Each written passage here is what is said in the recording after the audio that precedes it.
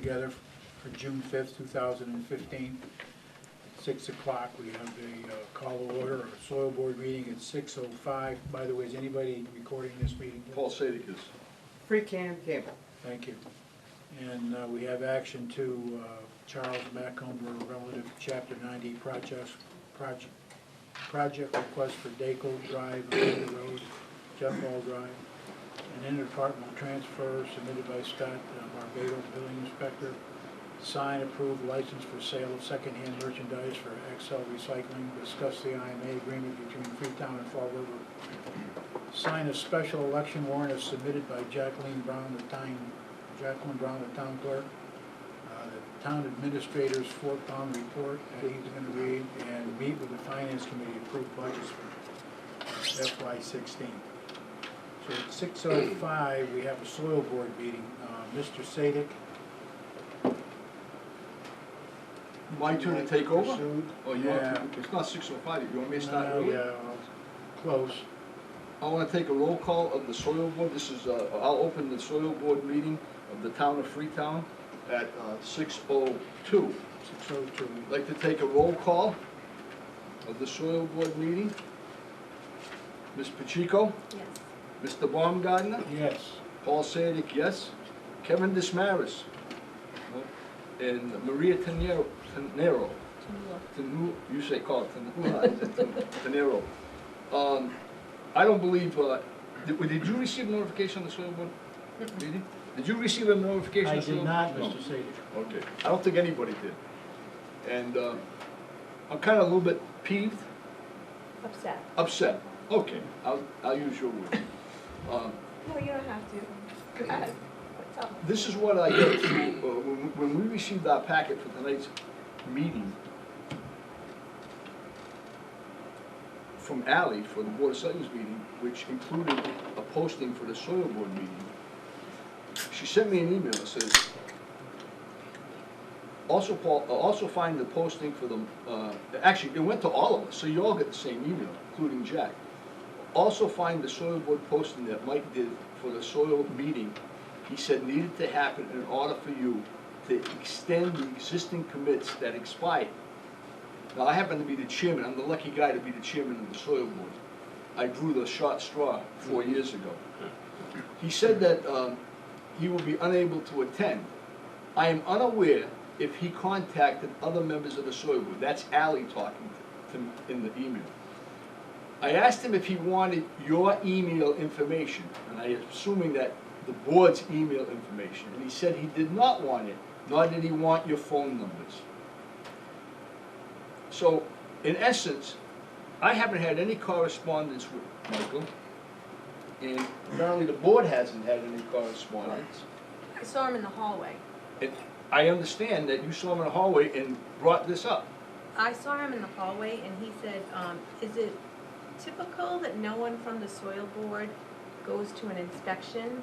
And I go, I said, I totally forgot about it. I didn't We even, weren't notified that he set it up. I didn't see it. He goes, well, the inspections are running out. And I said, well, you better contact Paul and set up a meeting, because if the inspections are running out, if we have a soil board meeting, we can at least extend it for 10 days or 30 days or whatever, so we're not, no one's losing their permits at that point. So I said, that's all I said to him, and then that was it, because I had a meeting with these two gentlemen at that time. That So, was in essence, there's been no contact. We missed the inspections that were set up because we never were notified that he finally set them up for that day. right. Okay? So, there you have it. I would entertain a motion to extend until September 30th, that's my feeling, the permits for Peter Borges, R5 Company, and KR Resendes Company. These are permit number 0533, permit number 0535, and permit number 0536. I'll make that motion. I have a motion made and seconded to, Oh, oh, no, you're the no, chairman. you're the I'll chair. second it. Okay, motion made and seconded, all in favor? Aye. Aye. I would also like to invite Mr. McHugh in for, at our next board meeting. We can set up a soil board meeting and ask him how come he doesn't feel it's necessary to correspond with the people he works for. Do I get a motion for that? I'll make that motion. I'll second it. Okay, motion made and seconded to invite Mike in to talk about why he doesn't want to correspond, to talk to the board members and notify us of meetings and so forth. And in addition to that, I would like to schedule that not on the 15th because we have a special town meeting, an annual town meeting. How about the meeting after that, Ally, which is going to be what? Usually we don't meet that first week of July, so it would be the 13th. Of July? July 13th, is that okay? Works Yeah. for me. All right, so all in favor of the motion?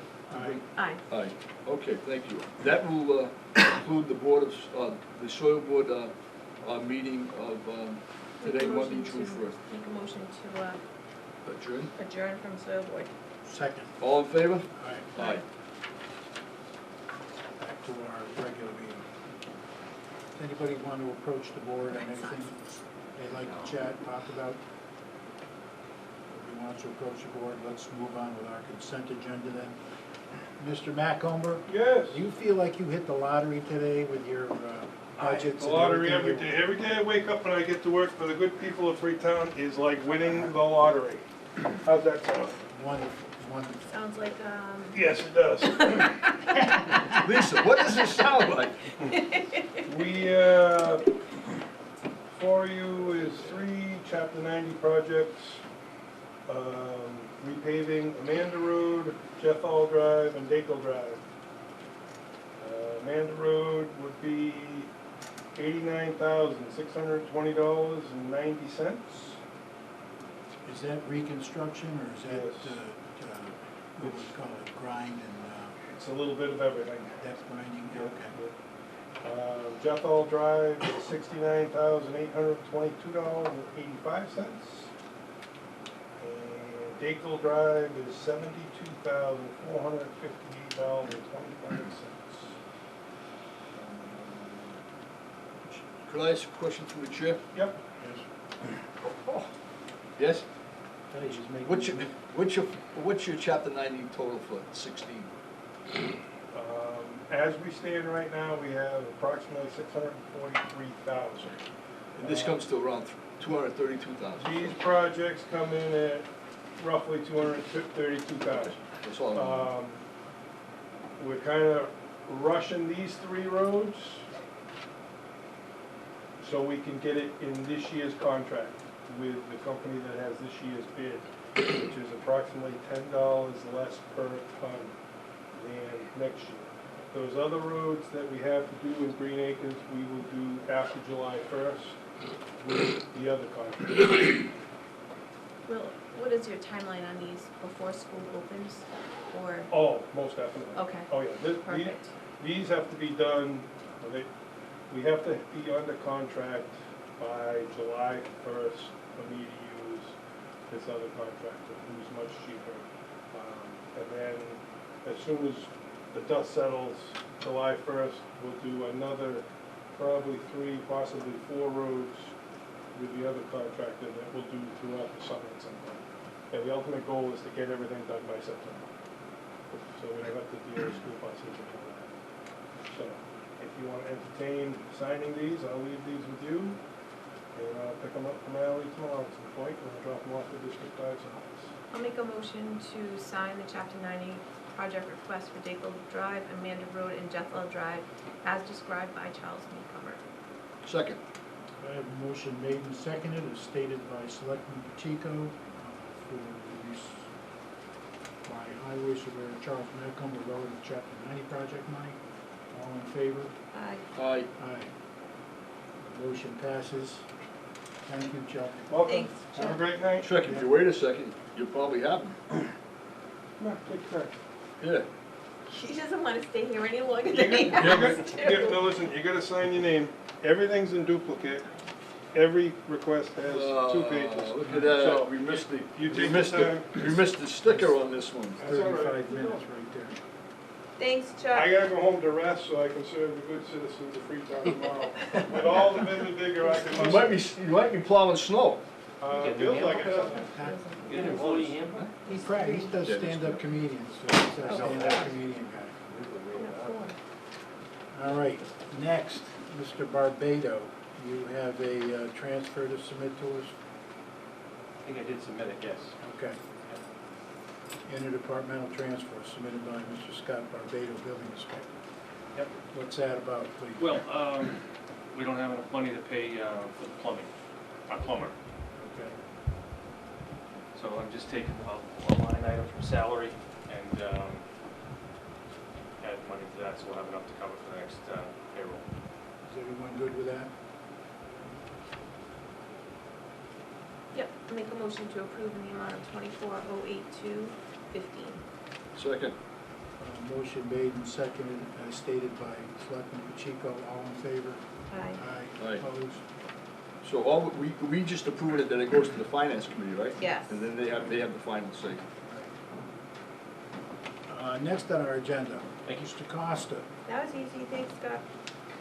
Sign and approve a license for sale of secondhand merchandise for XL Recycling.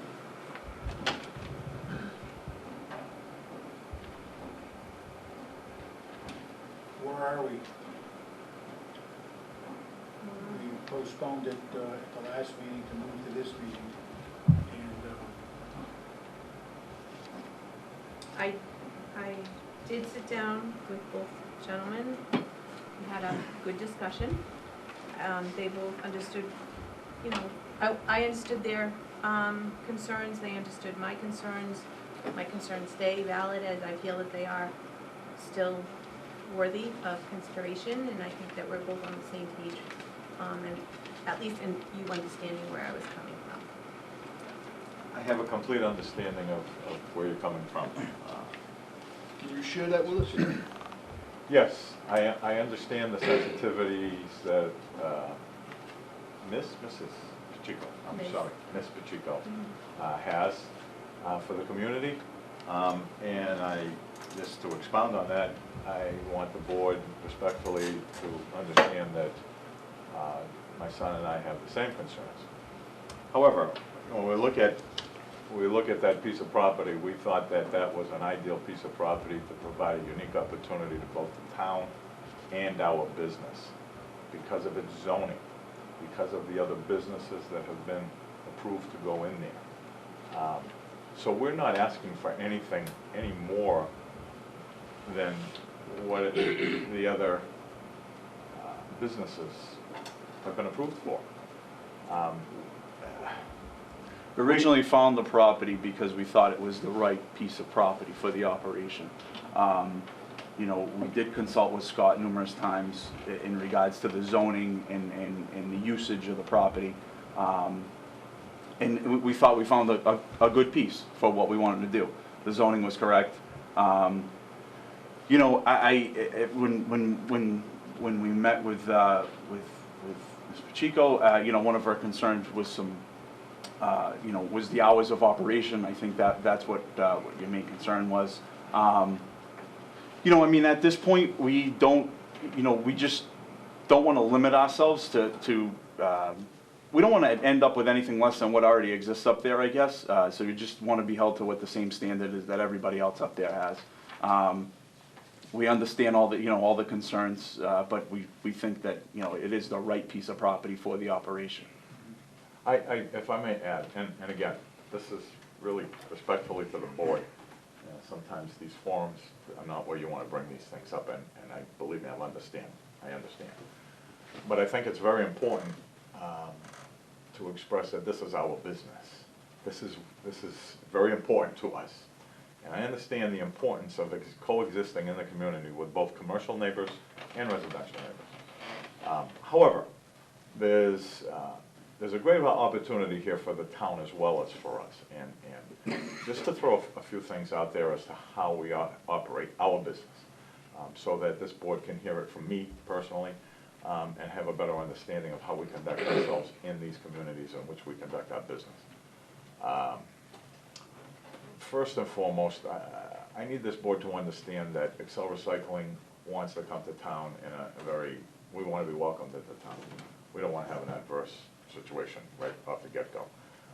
Secondly, I think we have a keen understanding of the sensitivities of our own business and how we have addressed those in the past in other communities Westport, Charlton, Salem, Mass. Salem, Mass, we're in downtown. We're right in the downtown. And we don't have any problem. We work carefully with the local authorities at the local level. You know, if there's ever an issue with anything, we address it. We nip those things in the bud. So I just need you to understand that we are very conscientious and very, very acutely aware, for lack of a better phrase, of what the impact in the community our business may have. At the same time, I will tell you that we have invested many, many dollars in things to protect the people that border us. Visual, sound, go down the line. We're aware of all of those issues, and we're aware that sometimes they could impact the neighborhood in an adverse way. So right from the get-go, you know, we understand that, and we want to make our business there very neighbor-friendly, okay? Without committing to anything here tonight, I need to just convey that message to this board that we are conscientious business people. We do want to coexist in a great, on a favorable basis with everybody.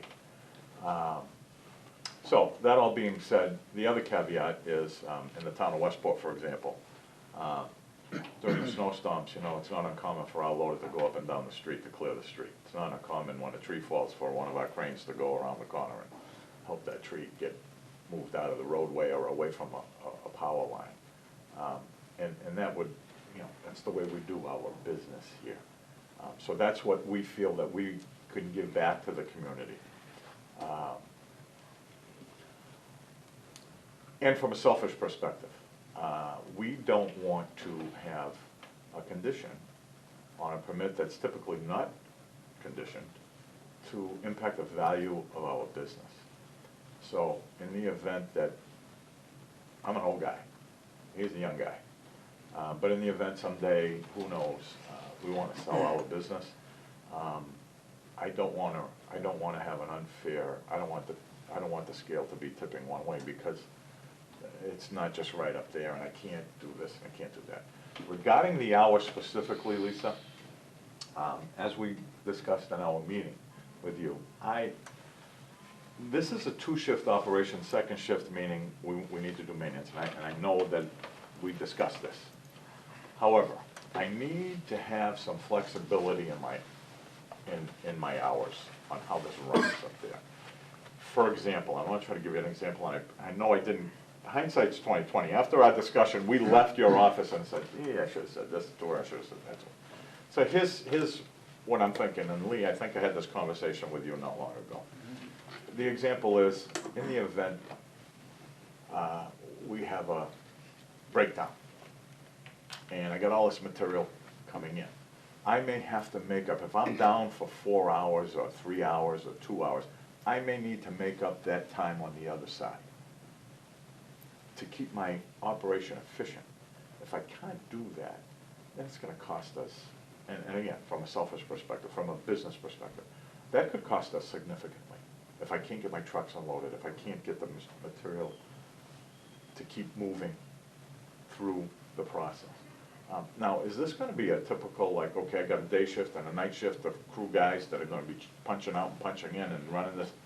That's not what we're about. What we're about is just having some flexibility, you know, from this board and from this town to say, okay, we're going to be good citizens, but if I get myself in a bind somehow, some way, they're going to work with me. I'm going to be okay with having to run this thing that extra 2 hours, 3 hours at the end of the day. And that's, you know, that's my spiel. I'm not going to try to put any more of a spin on it than I already have. That's where we are. That's where we are. Well, I get it, as a businessman, you need flexibility to do business. You're not in this to lose money. You're not in this not to be streamlined. I get that from my perspective. The other side of this for me is that industrial park has been there forever. Now, I hate to use the word NIMBY, but just because people might not like the idea of industry moving into an industrial park, that's why it's there. We want industry. I thought Well, I feel this town needs to embrace industry. Myself, as a chairman of the board, I'm comfortable because I think, and I'm gonna ask Mr. Barbado to speak on this, that, and I'm gonna be very frank with you, if in fact, and this is just one selectman, if in fact I said, we're gonna give you that flexibility, and at some point it turned into 2 shifts, that wouldn't be flexibility, but I'd like Mr. Barbado to comment on the leverage that we have, even if we give you the permit, which, well, I'm not gonna comment on that, but, Scott? Mr. Chairman? Yes, sir. I'd just like to, can I ask a couple questions? Absolutely. I understand that that's a industrial zone where you wanna go. And I also understand that we have some houses pretty close. I haven't talked to you about this, so the reason I asked before, to expound on what you had talked with Selectman Pacheco about was, you guys and I have not spoken. I think that business has places in our town to go, and if we have an industrial area, and that's what you qualify for, that's the place you should be. I do respect how you're feeling towards the neighbors, and I think that's a very important thing to keep in mind. Your license that you're asking for only goes to December 31st of this year, then it gets renewed. And I ask you to look at, or at some point, is to look at Mass General Laws, Chapter 140, Section 54, plus our bylaws. The Board of Selectmen has quite a bit of flexibility when we issue a license like this.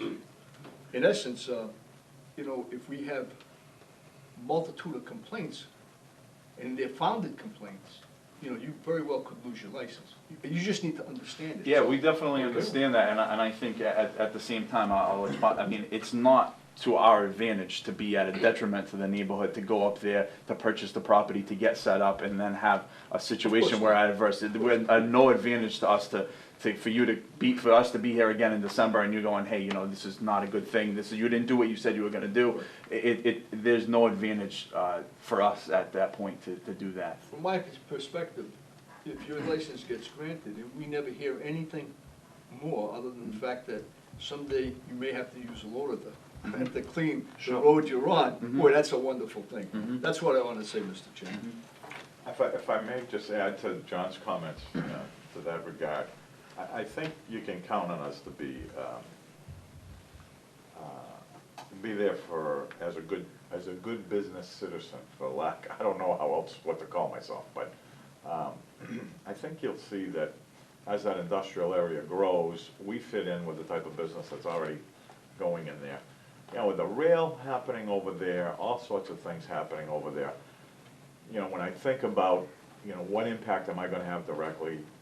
I got a train that's gonna be going right through everybody's backyard down there as well. I got Route 24 on another side over there. From our perspective, it's just like it's like a diamond in the rough for us. And I think that it's a great opportunity for the citizens of the town as well, as far as jobs and employment, yada, yada, yada, all the way down. I think we have a keen understanding of what you just said, that, nobody has to say, yeah, okay, here's a new permit. But at the same time, we feel very confident that there should be no complaints, legitimate complaints, and if there are any, that they can be nipped in the bud as quickly as they arise. We're in a position where we, as John said, it's in our best interest, make sure everybody around us is happy. Scott, could I ask your opinion? You had mentioned to the board you thought this was a pretty good blend of industry and where they are. Well, Would you like to comment further on that? I mean, it's an existing building in an industrial zone, and the use is clearly allowed. So, Lisa and I worked on, the air gas company going in, and we notified all the abutters if they had any concerns, prior to that, as I transition into building official, because it's well understood it's a residential neighborhood, nobody wants problems, especially because the phone comes right to me, then to you guys. So, this is what we're trying to do, is try to bring this discussion out. I think this is a great forum. I like what I'm hearing. I mean, as far as a building official, the way that I would approach something like this, where if a person bought a piece of property where your board could condition it, the planning board couldn't, because they're just gonna move right into an existing building. You know, the tools that I would use if there was a problem would be, to validate the complaint. And the parameters there are the sound transmission coefficients that are in the EPA. And, it gets into a little bit of science and a little bit of, already set up levels of what you can't go over in time periods. So it would be something I would approach in housing court if we had complaints with a tenant like this and the neighbors were complaining. I'd bring them right down to housing court and put as much information as we could together and validate it. Nowadays, I mean, you can tell your story with video camera and sound nowadays so easy that you get your point across pretty quick. And I'm sure that they would issue a temporary restraining order to have things, brought back to the level playing field. There's no complaints down there right now, and, although there will be a new business moving in, they'll be moving in at the end, Allied Waste. So we'll keep an eye on them, and as Paul said, listen, you've clearly told them, if you get the license, you could maybe not get it next year, depending on your performance. Many times people just have to be told, what they expect of you. And I think you already know what you're expecting, because it's not your first business. Screening, it's buffering, and it's how much noise you're gonna make at what different times, and how you explain it. I mean, we had the railroad up there, which I don't think we have very little control over as far as, the way the laws are laid out, but they're certainly responsive. Everybody's responsive nowadays. Nobody wants problems. We had a vibratory compactor up there, and it was shaking this woman's house. Now, when you don't know that they're doing that work, and they don't talk to you about it, it was shaking her house. It was kind of strange to believe, but it only happened once in a while when they were doing some work up there. Once that woman knew what the reason was and about how long could expect it to be, everything was kind of quelled. So I mean, if we talk about something coming in, late at night and it's an off hours thing, and the neighbors realize that it's only once in a while, that's when this business has to make sure that those neighbors don't have any complaints. And I guess we're judging the character of the people and what they're presenting right here, and giving them a chance to fit into a neighborhood. It's certainly industrial zone, it's certainly a fair distance away, and if they operate, the way other companies operate, they shouldn't have any problems. And we have a quarry on the other side of town with trucks, and what that neighborhood talks about is, they know about the hours. They realize what's going on, and they kind of know it's gonna end. If it's an anomaly for you guys to be going past 7 or 8 o'clock some night, if you call a couple neighbors who it would affect, it's amazing. When you tell them what's happening, people understand. If it's something that, is an annoying thing and you're trying to annoy people, they're gonna let you know. Sure. And that's the stuff that'll get back to us, because it just won't be reasonable. We all know what we're talking about. Right. You're operating trucks, Yep. and you're putting raw materials together that are heavy, they're steel. Mm-hmm. And if you guys keep your agreement, I would say, what I'm hearing, if I was going over this, they're planning on quieting down by 7 o'clock at night. Right. Sure. And I think you'd only have, maintaining your vehicles. And from my point of view as a building official, I like the fact that you're gonna breathe some life into this older building and update some of the codes that are required to be in there. And, some of the uses that I think it'll bring a good balance to the whole neighborhood. And Kevin and I just attended a MEMA meeting where they, reached out and said, listen, you need to be prepared when hurricanes come, and we were there because of the high wind region that we're in, we all know what happens. Airborne debris is a huge problem, and to get those roads opened up, and they have so many hours, and you need to have people around who are willing to help out, and you need it ahead of time. So, I mean, here we are with a couple applicants with a crane. I mean, and believe me, I've been faced with a situation where you needed a crane. And when you don't know what to do, and everybody comes to you, it's nice to have somebody in your phone book who can help out, because we don't actually have our own equipment, and maybe sometimes with a main feeder road like this, it'd be nice to know that we have a couple, responsible businesses on either end of town. Thank you, So, May I? Ms. Pacheco. Thank you. I'm not saying you're a bad neighbor. I'm not saying it's not zoned properly. My job, personally, as a selectman, is to ensure that the neighborhood is also taken care of. Scott, did you ask these Excel to send a letter to the neighbors like you did with air gas? no, No. So, and you're telling me that you're not gonna operate after 7 o'clock, or you're not gonna process after 7 o'clock. There may be occasions where you may need to do that. So if you see that as a restriction, I guess I don't understand why everybody's so upset about it, why you would be upset if I said you could process between the hours of 7 and 7, and you can do your maintenance on your second shift. I don't understand why that's such a big deal, I guess. Mass General Law, and Scott called me today to go over things, and we had a discussion, and I did not agree with them. I looked further into, I always like to know the answers before I make a decision. So I contacted our attorney, Jonathan Silverstein, and he sent a copy to the board, and I think that that's what is with, right, with Paul today. That, because the only reason you're in front of us is because you need a junk dealer's license. If you didn't need that, all set. You can go on your merry way, you'd only need him. But the only reason you can operate is because you need that junk dealer's license. Look, I know which way it's gonna go. You're gonna get your license, and everybody's gonna look and make sure that you do the things you do. But I wanna be on the record to say that, no, I do believe that you need restrictions.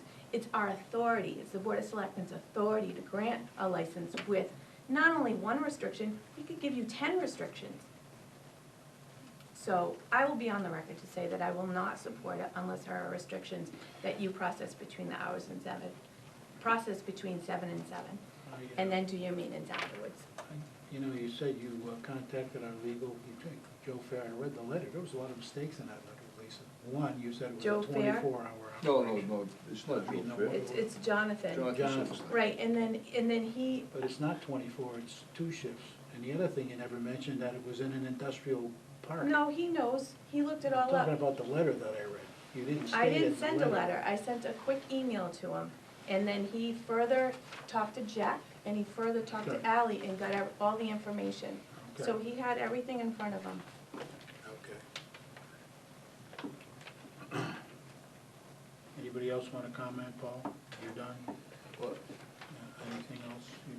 Anybody wants to say? I guess I had just one concern with, and I hate to ask the question, but how do you know how it's gonna go? I haven't even talked to these guys until tonight. The last time I talked to these guys, I shouldn't say until tonight, 2 weeks ago, when they came in for the first time. That's when I How do talked. we know how any business is gonna go? We always give, not always, but we do generally give restrictions. How do we know how it's gonna go? I guess it's the way you look at it, glass half full, glass half empty. I just don't, look, the same thing with air gas, when air gas wanted to come in, right? I looked at it one way, Scott looked at it another way. We came up to a mutual agreement between, not me, but between air gas and yourself. You made them send a letter to everybody over there because you were concerned about the neighborhood. All those multi-million-dollar homes, you were concerned about them. I absolutely was. Okay. I absolutely was, and Then that's why why, wouldn't you ask them to send a letter too? this is the public forum that's very similar to sending a letter. I mean, that's in that letter that was, No, this is that a required a building this permit. is not a public forum for that. This is a license. This is just This for is- them to get a license. I guess I could have called the neighborhood to have them come in, but that's not the way I wanted to do business. I don't think that they're gonna be rude or inconsiderate or anything like that. No, I yeah, well, think, if I Wait, can have that, if I remember respond right, to that. air gas, can I respond to this? And the big Good, you difference- can respond The first. big difference with air gas was they required a building permit. So, and that was before I even started working here. no, So, we're I mean, talking they're the not same exactly thing. the same, they're similar, but they're not exactly the No, same. you put conditions on them getting there, and it's the same thing with us. Same thing in my I perspective, didn't it's the condition same. them. I just wanted a public component that the neighborhood knew air gas was coming in. Why? Because they were putting in they're putting in a giant gas tank to run their business. I think that's the only thing I understood. So, Well, you know, listen, don't you think there's conditions on the fact that the license ends December 31st? I believe, when talking to the, both gentlemen, they're really not even gonna be up and operating until October, so. It will be, you're correct. Is that true? Yes, this is not. September, October. But if I could just add to what you're saying, and I hear what you're saying, and believe me, I don't disrespect, I respect your concern. However, ultimately, this board has the authority to not renew this license if there's ever an issue anyway, so why should it be treated any differently than any other business up there when in fact, if we are the source of many, many complaints, this board's gonna take action using our permitters leverage anyway. Just the way I look at it. Ms. Pacheco, again, it's just the way I look at it. So ultimately, you're not giving up any flexibility in regards to our license to operate up there. The property is zoned properly. Again, if we are the source of many neighborhood complaints up there, two things happen. Either we get together with the powers to be in this town and we resolve those problems, nip them in the bud, keep everybody happy. If we don't hold up to our end of that bargain, if we don't make every effort that we can to curtail whatever the problem is, this board still has every right to revoke our license. So you understand? I that understand. Under the law, we can revoke your license at our pleasure. You understand that? I I want to hear it understand. on tape. I understand exactly what your power is. Okay. As your power as a board of selectmen is no different than the power of any board of selectmen that we deal with anywhere Right, else in the state of Mass. That's right. I do understand the law. Okay. Well, I'm comfortable with that, and I'd entertain a motion to approve a license for the sale of secondhand merchandise for Excel Recycling. I'll make that motion. The license will go from, when we sign it tonight, to December 31st of 2015. Okay, so we understand that you guys are gonna be good neighbors to the town of Freetown and to your neighbors, the direct neighbors. And we'll deal with anything that comes up, okay, as gentlemen. Absolutely. Okay, that's my motion. Do I have a second? Nope. And I'll second that motion. Okay, So we have a motion that's made and seconded to approve the license for sale of secondhand merchandise for Excel Recycling. All in favor? Aye. Aye. Opposed? Opposed? Motion passes. Well, welcome to Freetown. Thank you. Thank you very much. And if we never hear anything more about Excel Recycling, Well, listen, that would be wonderful. when we have the process up and we have our grand opening, you're all invited. Thank you. Appreciate that. Great, great. We always enjoy welcoming new businesses and with their grand openings. We attend many in the course of the year. Thank you. Thank you. Moving on. Discuss the IMA between Freetown and Fall River. What is going on, Jack? We have- We got a book. We have a final version as far as town council is concerned. And in my report this week, I indicated that there was one thing that was bothering me, and that's in the section under the building inspector. The inspectors in Fall River will all be named assistant inspectors in Freetown. Assistant to ours, the district. Yes, Okay. correct. And they will have the last word on what the building, requirements are gonna be. They'll also be imposing fees based on the Fall River fee schedule.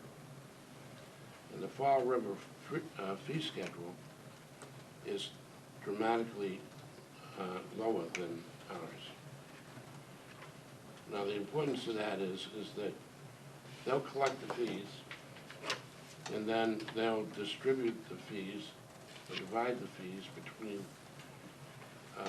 Freetown and Fall River based on the coverage on the lot of the building. So if it's 30%, 35%, 40% for Freetown, we'll get that percentage of the proceeds they take in fees. But it'll be, again, based on their fee schedule. So Scott and I looked at the fee schedules and figured, what, 48%? Yeah, we did a Differential. breakdown today with Lynette's help. The commercial is a straight, in Fall River, it's 22 cents a square foot for a fee, and in Freetown, we're 40 cents a square foot for the fee, with a $500 minimum. there's a real convoluted schedule, almost like an actuary table for the plumbing fees, but did you have those with you?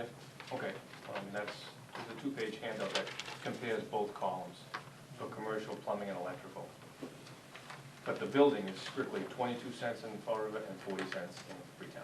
Did I hear that the assistant inspectors they would name have the final say-so on what's, did I hear that correctly? Yes, that's. I think so, yeah. I think it takes me out of the, well, the Freetown building official out of the, building code decisions.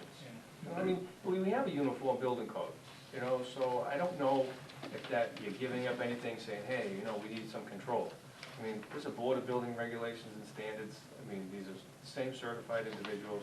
I'm not selling it, but if it works out for the group with the agreement, that's one thing that I don't see, that you just can't cut corners with a building code. It's uniform for both towns, city and town. So you're comfortable with it? I would be comfortable. Yeah, bother me with that. I mean, the fee is what I think that Jack brought up, and he wanted to know if there was some difference that we didn't notice that would favor the applicant, where normally it would be, more of a fee. Again, that's what that was all about. Mr. Chairman, Yes, sir. when I read this proposed IMA,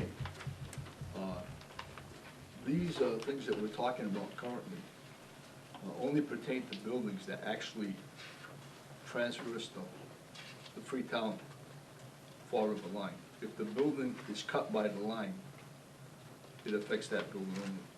If it's a multiple building facility and you've got buildings on each side of the line, then Freetown's rules would govern the buildings in Freetown, and the Fall River buildings are governed by the Fall River rules and costs and everything else. But my concern is more than that. This board signed an IMA with Fall River back 3-4 months ago, 4 months ago, when At least. when maybe even longer, when the Amazon project was coming to fruition. We signed it with the understanding that this was a done deal. And all of a sudden now, Fall River actually changed the IMA that we signed, put back items that we had taken out, and we had to go through the process again. And now, they've changed it a little bit, in the final versions that we've seen from our attorneys, it's not too bad. But my question is that Fall River wants us to sign this agreement. We buy water from Fall River. The town of Freetown has bought water from Fall River for ages.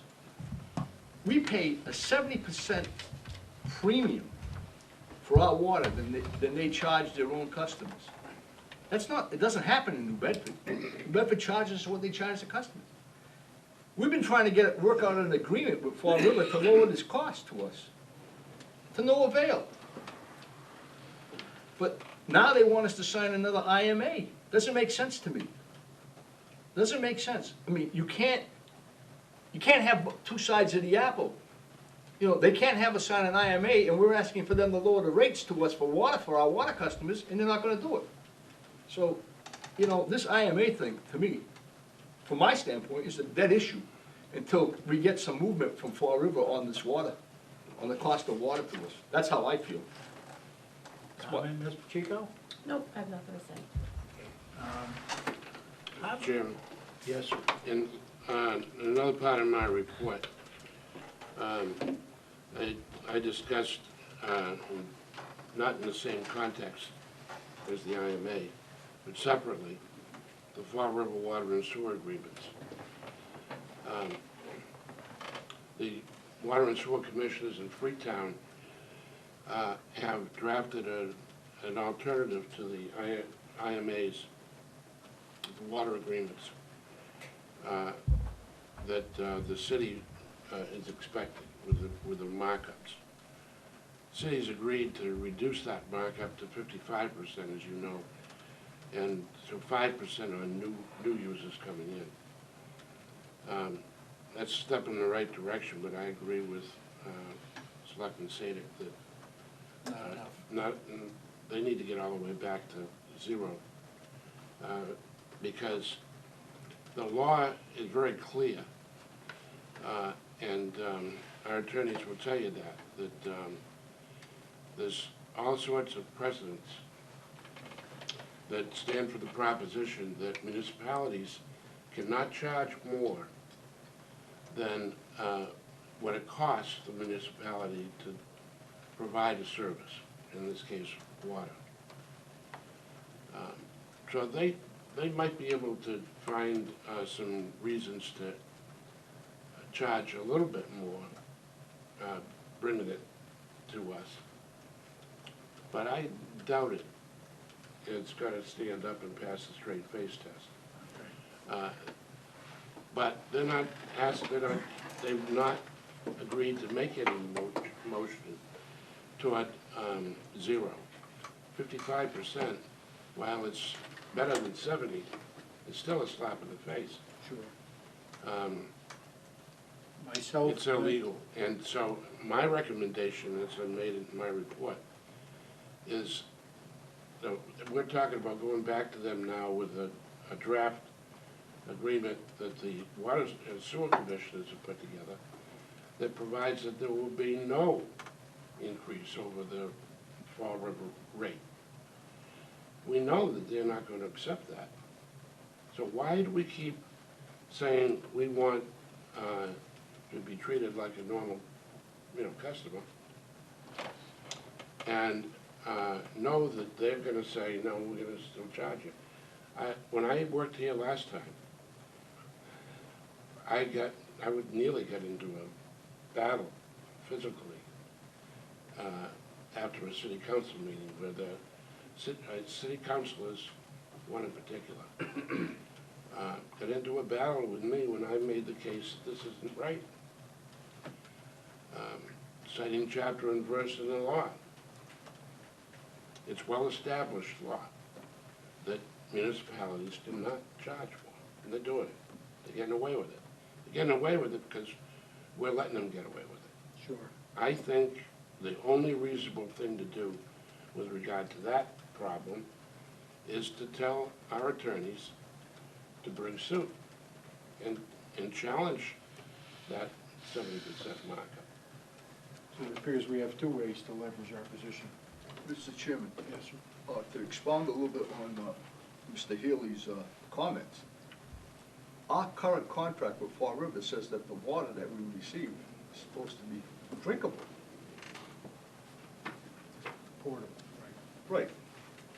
We have filters that we're paying for that cost us a ton of money to filter the water because it's not potable. Now, they just took a recent test, and for the chemical, was it TMC or something? A THM. THM. Trihalomethane. Yeah. The water coming out of Fall River rated at 90 or 91% Yeah, with well, that that's- chemical. Yeah, And parts per billion. Yeah, all right. And in New Bedford, the water's at 50. Right. So we're getting hit, The standard is, the standard you can't exceed is 80. is 80. We're getting hit double. They're charging us a premium for water, Yeah. and We have to pay. the water has to be cleaned to use it. Correct.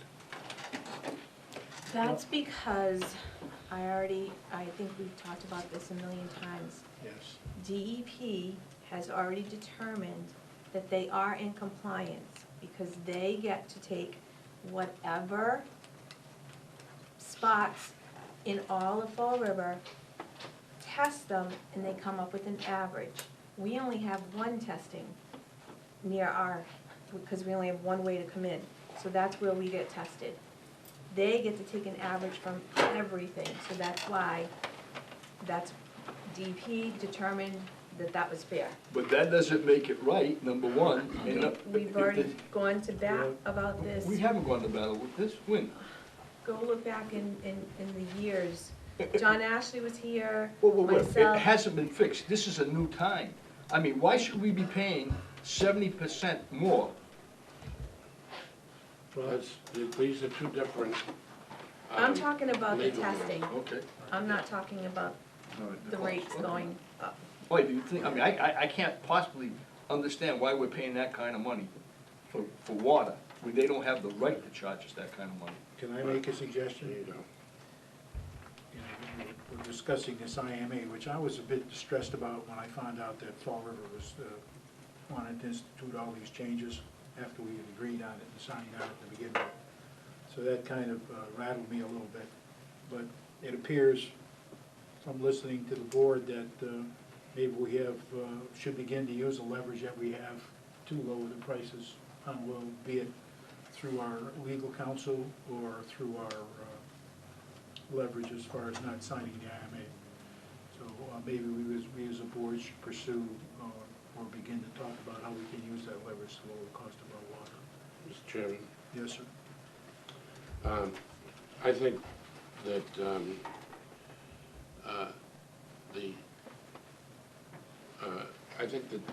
the idea of taking legal action to litigate the issue of the 70% premium markup can be handled pretty easily by asking them to provide us with certain records related to their getting federal grants to pay for improvements to their water system. Because I'm confident that those applications and those grants required them to be a regional system. And that the town council would make that part of his argument, that one, this 70% markup is illegal because the law stands for the proposition that municipalities can't charge more than for a service than it costs them to provide. And secondly, that they were legally obligated to extend themselves to the neighboring communities in the same way that they treat their own customers. So I think there's a real solid legal ground. They're not going to agree to zero markup voluntarily. I think we have to encourage them. Okay. Should we, I'd like to make a motion that we set up a meeting with our legal counsel, come down and meet with the Board of Selectmen and have them talk to us about the feasibility of doing this. Because they have a lot of experience, and I'd like to make that motion so we can set up a meeting and have our attorneys come down and sit with us and talk to us about this. Tell us if we're spinning our wheels or if we have an opportunity to address the issue and come out winning. Comments, Mr. Chico? I mean, we can make that motion, and I get what you're saying, and I agree that we need, Jack, I respect your comments, but until I hear something or see something from our attorney saying that it is feasible and it is worth our while to do that, with that great expense, you know, I get where you're coming from, and I get that you get all anxious about this because of your encounter with the city councilor, Well, no, but. that didn't last. No, but I mean, but Jack, I mean, I wouldn't wanna spend a whole heck of a lot of money if we don't have anything to battle against or anything. Well, Second, that's why I made the motion that way. right, well, I don't know if I mean, if he says yes, then I think you can come down and talk to us, but he's gonna come down and talk to us, and then we're gonna. No, I would either like, way. my motion is to have them come down and talk with the Board of Selectmen, so because as we talk, there's other questions that come up. Because if you just do it on an email, then you'll be back and, I'd rather have them in front of us so we can discuss what we want to do. One meeting, guys. already voted on these. Brad, one meeting, please. All right, I'll second his motion. Have a motion made and seconded to ask our attorneys to come down and discuss our water agreement with us, to see if we have any leverage. Made and seconded, all in favor? Aye. Opposed? Motion passes. As far as the IMA, it's just like with any board, there was a new mayor. So with the new mayor, you became new wants and new things, and I think that when they got down to the nitty-gritty of it all, they knew that they couldn't do a lot of what they wanted to do. So I think that that's why that started, and is where it is now. Next on our agenda is to sign a special election warrant submitted by Jacqueline Brown, town clerk. If we can do that after. Right? No, we can do that. Just a motion to do that. Make a motion to sign that. Can I entertain a motion to sign the warrant? Make a motion to sign. Can we read the question so people will know what the question is that they're gonna have to come out and vote for on Monday, June 22nd? I'm looking. Want me to read it? I got it. Yeah, you've got it up, please. The question that you're gonna be asked to come out to the polls on Monday, June 22nd would be, shall the town of Freetown be allowed to exempt from the provisions of Prop 2.5, so-called the amount required to pay for the bonds issued for the purpose of undertaking repairs to the Richmond Road Bridge? The Richmond Road Bridge is in need of repair. The state has told us that the bridge could be, the weight limit could be reduced. It could affect trucks, school buses, and so forth. The cost of that is gonna be approximately $750,000. To do this, the town meeting voters will have to approve it, and if it's approved at town meeting, it goes to a ballot question on June 22nd. It's a project that no one likes to spend the money on, but you have to do it. It's a very important road to us. When this is done, the project will be funded through bonding for 5 years. It's not gonna be a substantial increase in anybody's taxes over the 5-year period. It will be a slight increase. And once we get that bridge done, we have one more to go. And that's the one down on South Main Street. And this bridge on Richmond Road will be the 4th bridge the town has had to repair, and we have one more to go. So it's really important for us to get these bridges done, and they'll never have to be touched, I can guarantee you, for anybody that's sitting here. Maybe 100 years from now, they'll have to be touched again, but not while any of us are here. So I just want to make sure everybody understood what this is all about. Was that motion made and seconded? Or did we do that already? Motion was made and seconded. All in favor? Aye. Opposed? Motion passes. All right, next, the rest of the town administrator's report. Yeah, the first item in my report has to do with the solar project, the solar credits that we entered into a contract with Borrego to buy into the Locust Street project to get some credits that would bring bills down so that we would still have the transmission charge from those of us, but we would be paying 11.5 cents per kilowatt hour for our power, so we'd save a considerable amount of money. Well, I got contacted by Jared Cornell and Bill Bush as their attorney.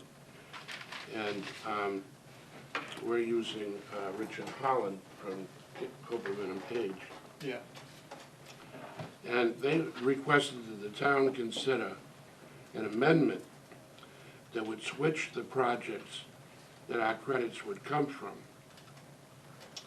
I just got a text message from Jared further explaining what that's all about. And he says, the short answer is that the Locust Street project, there are 4 different categories. The Locust Street project was qualified for SREC's solar credits through the community solar market category.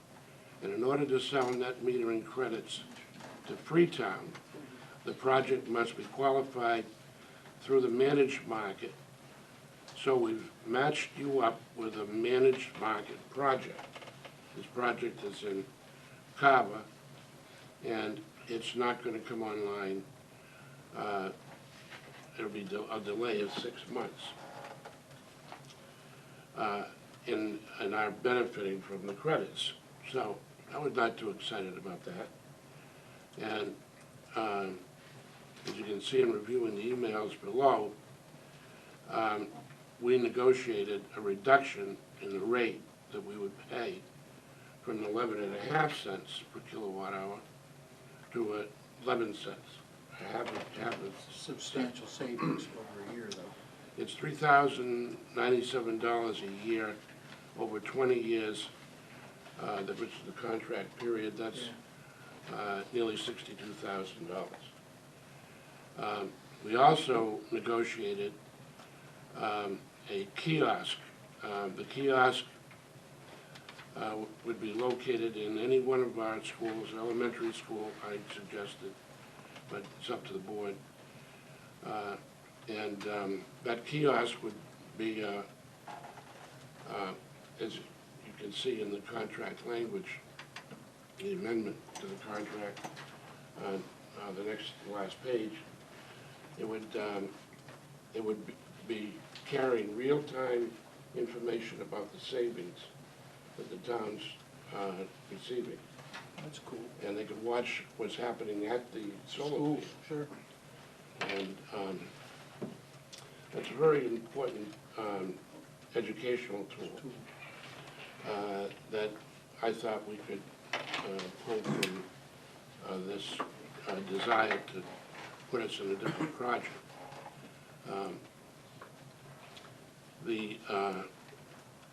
The details, I have no idea. There's 4 different categories, and I don't know exactly how all this stuff works. We'll get into that after.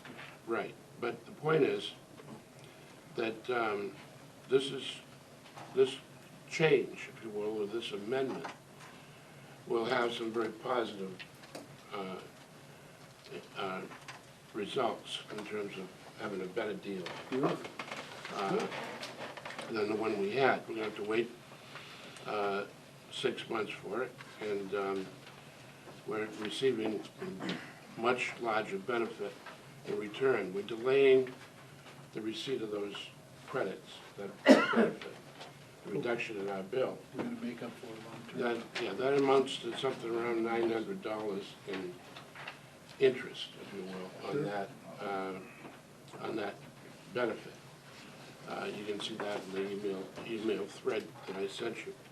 But I think it's an exciting addition to what we had planned to do, and will result in significant savings over the life of the contract.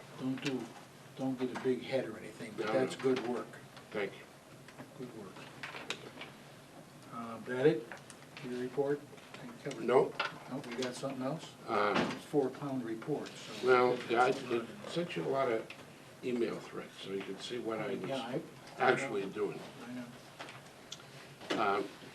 American, we've all talked about before, is about to complete their due diligence on the Boston Beer property, and will be actively negotiating a host community fee with the town. So I decided to research other communities' host community fees or agreements, and I attached Holbrook's and Fairhaven's Yep. agreements for your review. I've begun to discuss this matter with the principal, Tim Keough, and I asked if the board had any suggestions to make with regard to that I'd be happy to work with you on that. Fall River Water and Sewer, we've already talked about, so I'm done. Thank you very much. Moving on to the Board of Health. Other than some enforcement action that's being undertaken by our health agent, and everything else seems to be normal day-to-day activity, Just plugging away every day. just plugging away every day. Anything to comment on, Kevin? No, we have a lot of construction going out there with the installers, the septic installers. You're being perked to death, right? Perked to death, yeah. We have our normal food inspections, every food establishment is inspected twice a year, and I'd like to finish that by the end of this fiscal year. So, That it, Paul? Watch out for deer ticks. yes. Believe it or not, I was out in the yard on Saturday night, I said, God, my arm, and there was a deer tick just starting. I was able to get it out with a tweezer, and it's still red. So be careful. And they're so small, I mean, it looked like almost like the head of a pin. Yeah. Mr. Sadik has got a new tractor for the use of the town, I guess. He's gonna plow Dr. Brayley Road with it and everything, and he's out midnight driving around his backyard, with the John Deere tractor. Sucking up the With his wife's chasing him, saying, go to bed, you're gonna wake up the neighbors, so, but anyway. That's it, Paul? That's it. Ms. Pacheco, personnel, please. Request from Kevin Bernardo to carry over 5 days of unused vacation time from FY15 into FY16. That's 36 hours. Is that because you've been so busy you didn't get a chance to use your previous vacation? Is that what's going on? Yes, it is. Because of all the construction going on and the winter that we had, it's the backlash where, yeah, I was looking to request a vacation, and I can actually show you, this is a schedule for June, which's been kind of penciled in, and there's really nothing that I could move around. I have the soil evaluated course, as you know, every Tuesday. So with juggling all that and trying to make sure that these contractors are moving along, I'm requesting that I use some of the time in July. What's your plan on using it? I had First of all, what are we talking about? 36 hours? So that's 36 what, 5 hours. days, right? 5 days. What I put down was, on one of the requests was a Thursday and a Friday and a Monday, and then the rest were a few Fridays. When will it be done? When will the use of that carryover be done? Within all of July. It'll be Within done. that time, yeah. It won't carry over besides that. And I think this is just the, Good? I'm fine. yeah, this is just the one time, I'll make the Okay. best effort to have it done correctly. Fine. Mr. Chairman, I do have a comment. Okay. I don't have an issue with what you want to do here because of the situation that you've had. But, you know, I would like to see that when employees are on vacation, that they use it. Because that's the purpose, give you guys a break. And we should use it, and we shouldn't get in the position of carrying stuff over, really and truly. But if you want, I'll make a motion that we approve the 36-hour carryover. Do you have a second? Second. All in favor? Aye. Aye. Accept and sign a conditional offer of employment for you're very welcome, Thomas Long as submitted by the police chief. This is because he'll be going to the academy in September. This is going to be 2 guys going to the same academy? This one's just for Thomas Long. Yeah, but isn't Mr. Lee already going to that academy? He was either This one is- trying or making arrangements Yeah. to get them both in at the same time. Both good, solid people. Absolutely. What's your pleasure? Oh, I'll make a motion. Do I have a second? Second. All right, all those in favor? Aye. Aye. And then sign and recruit training fee agreement for Patrolman Lee. Yeah, because he's the guy that's going to go through, right? Right, and this just spells out like the 75% and, Motion to accept. okay. Do you have a second? Second. All those in favor? Aye. Okay. Can we, can I bring something up on your section? Personnel? Yes, Ms. Chairman? Do you have to? I'm really not liking you tonight. Why? This was a long-term thing.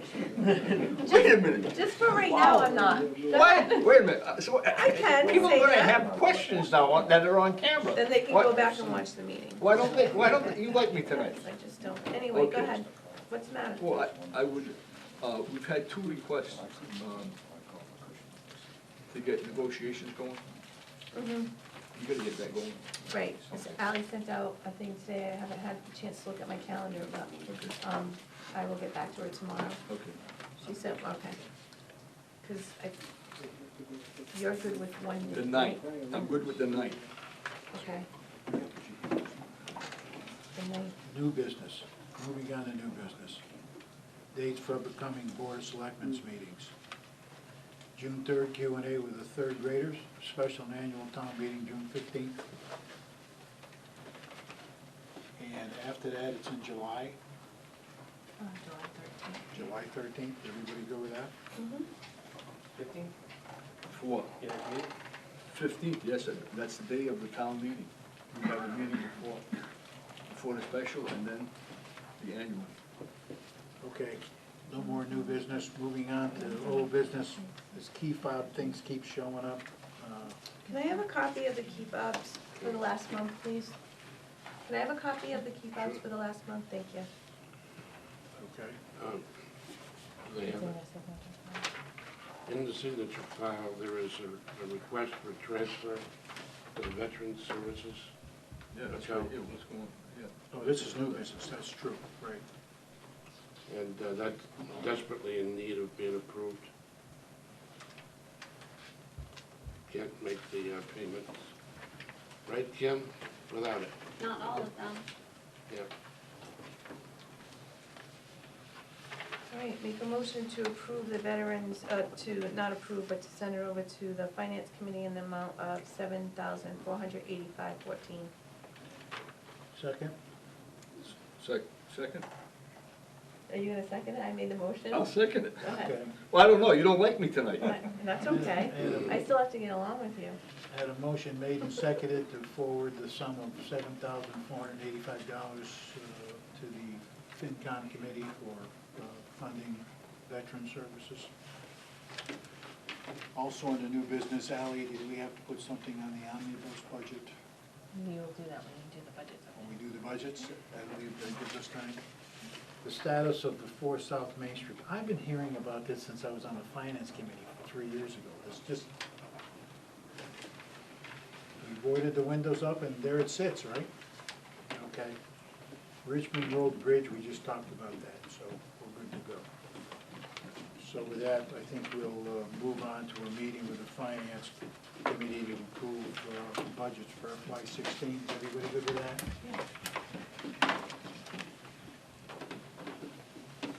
It's gonna take us recess so you can move your cameras and do whatever you need to do, I guess. And I'll catch up on.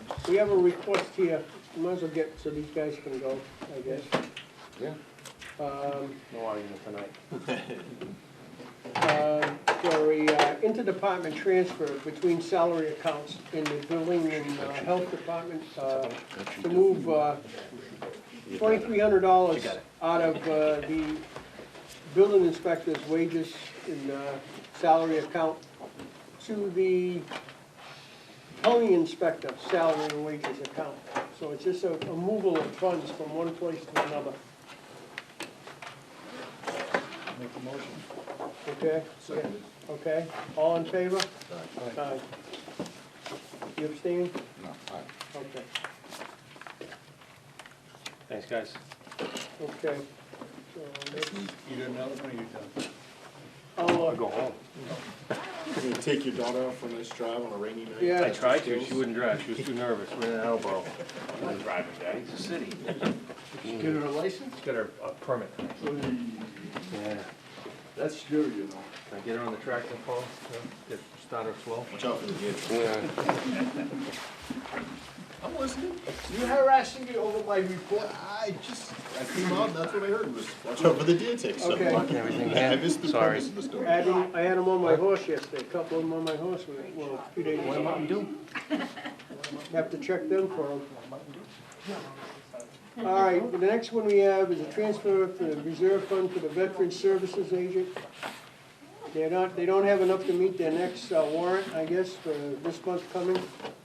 They have $7,485.14 left in the account. They're requesting $9,000. Yeah, I get it, and then read. What is, I mean, They're requesting whatever is on that form. I didn't fill it out, the veterans agent did. Okay. They're requesting $9,000 to be added to that. I guess you say the warrant exceeds 14,000? It will, but it's not on a warrant because there isn't enough money to pay all the benefits that need to go out. All right, so the request is for $9,000 out of the transfer out of the reserve fund. Do we have a motion? God's great, isn't he? No, So take this as normal? Is it right? no. Mr. Chairman, They're out of- Normally, don't you think we ought to have one meeting here? Oh, yeah. We thought about saying it, but we. You should've said it. Yeah, I was gonna let I'll it be. say it.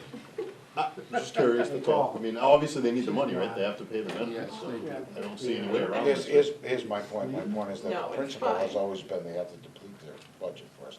They have $7,000 in their budget. I understand he's probably not gonna make it. And plus, there's no backup to this at all. There's nothing, there's no figures. I don't know. Is 9,000 rounded off, or is it 9,345, or what is he, the two together? He needs $14,000, but 9 and 7, a little more than 14, there's no backup. Does he have money in his budget right now? He's got 7,000 in there. Yeah. It's not enough to go, He's gonna need But- about 15, 16 for the month. right, And he's That's not- requesting what, 7? he's requesting Requesting 9. 9, that'll give him 16 and change, so.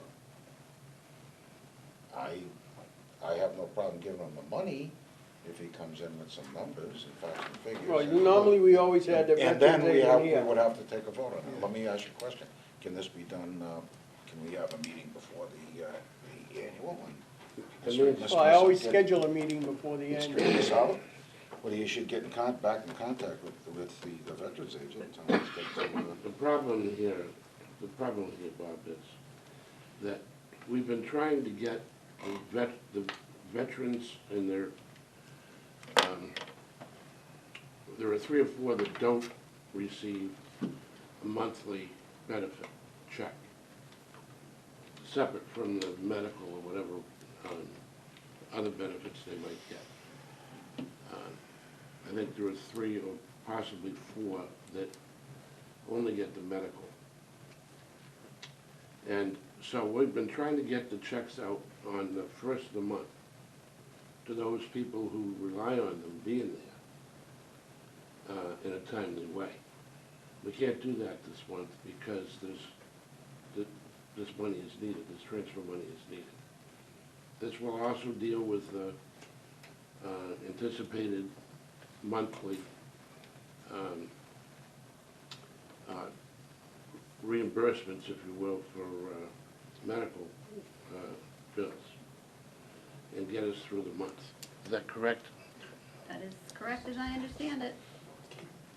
well, And, again, it's not- Jack, I got no problem. I understand exactly what's going on. I think most everybody else does. So either you have to overfund this department, or we have to work out another precedent as far as the finance committee is concerned, because it's pretty much clear cut that that's how we've done it right along, and that's how it was supposed to be done.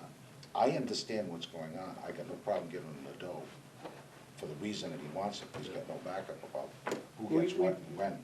I will say that we've done it in the past for the veterans agent because of the veterans. Paul? I have a question. When are the checks going out? That was mine. When are they going out? Yeah, when are they due to go out? I have no idea. Normally. Well, we were trying to get them out with the previous veterans agent before the 1st of the month, so people could pay their rent. Right, and if we don't We do have a that- transition with a new veterans agent, and there's been, So you know, are these for June or for May, or where are we, is this for June then? they're for June. Okay, Yeah. I'm just, you said the first of the month, so that's today, so obviously if Indeed you're it asking for the is. money, you're in trouble. But I know that we've done this in the past with You just did it with Tracy. With Dan? yeah, with Dan O'Blank, Yes. because he couldn't make the warrant, and he had money. So, Can I wish the guy was here, though, he should be here. can I interject? Yeah. Can I interject? Yes. If you don't fund it, when the calls start coming in from the veterans agent, I think we should direct them to you guys. I got one already. Because, and I'm not being nasty, I'm not being inconsiderate, because these people rely on this money to live. number one. And number two, we know that we're reimbursed 75%. The fact that you have this rule that you guys created, and you can change that rule.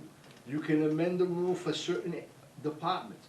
Certainly, the Veterans Department, where you're sending out money to people that need it to live, is far more important than adjusting it for some department that has $2,000 and they're asking for another $1,000 when they haven't spent down.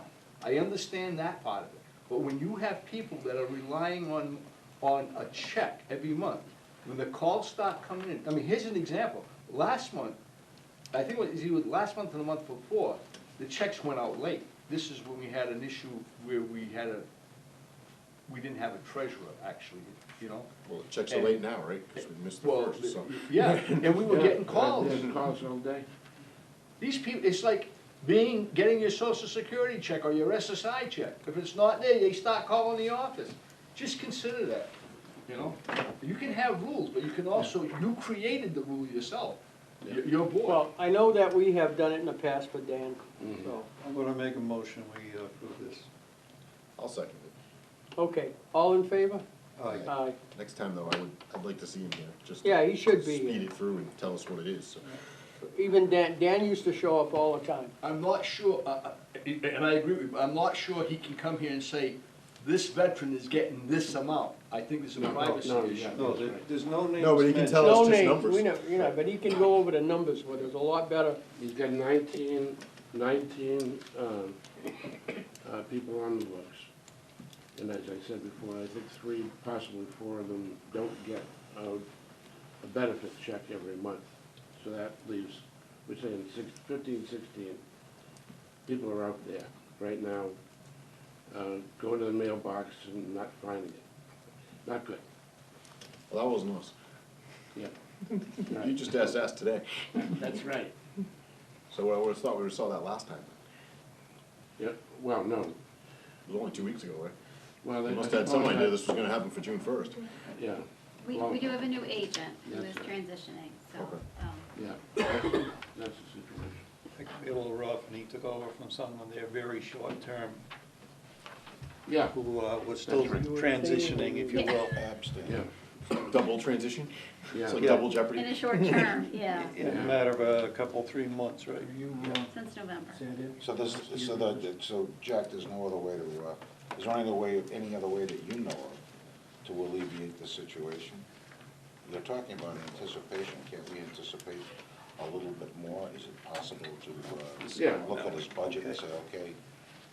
Yeah, I think, No, these are I mine. think it can be, yes. Maybe we don't Well, have I a think, third one well, already. I prefer to do it that way Yeah. than to start a precedent that we're going to No, I don't think, anticipate problems and Yeah. start funding it that way. no, I agree, I don't think you're, Maybe review it quarterly. creating it.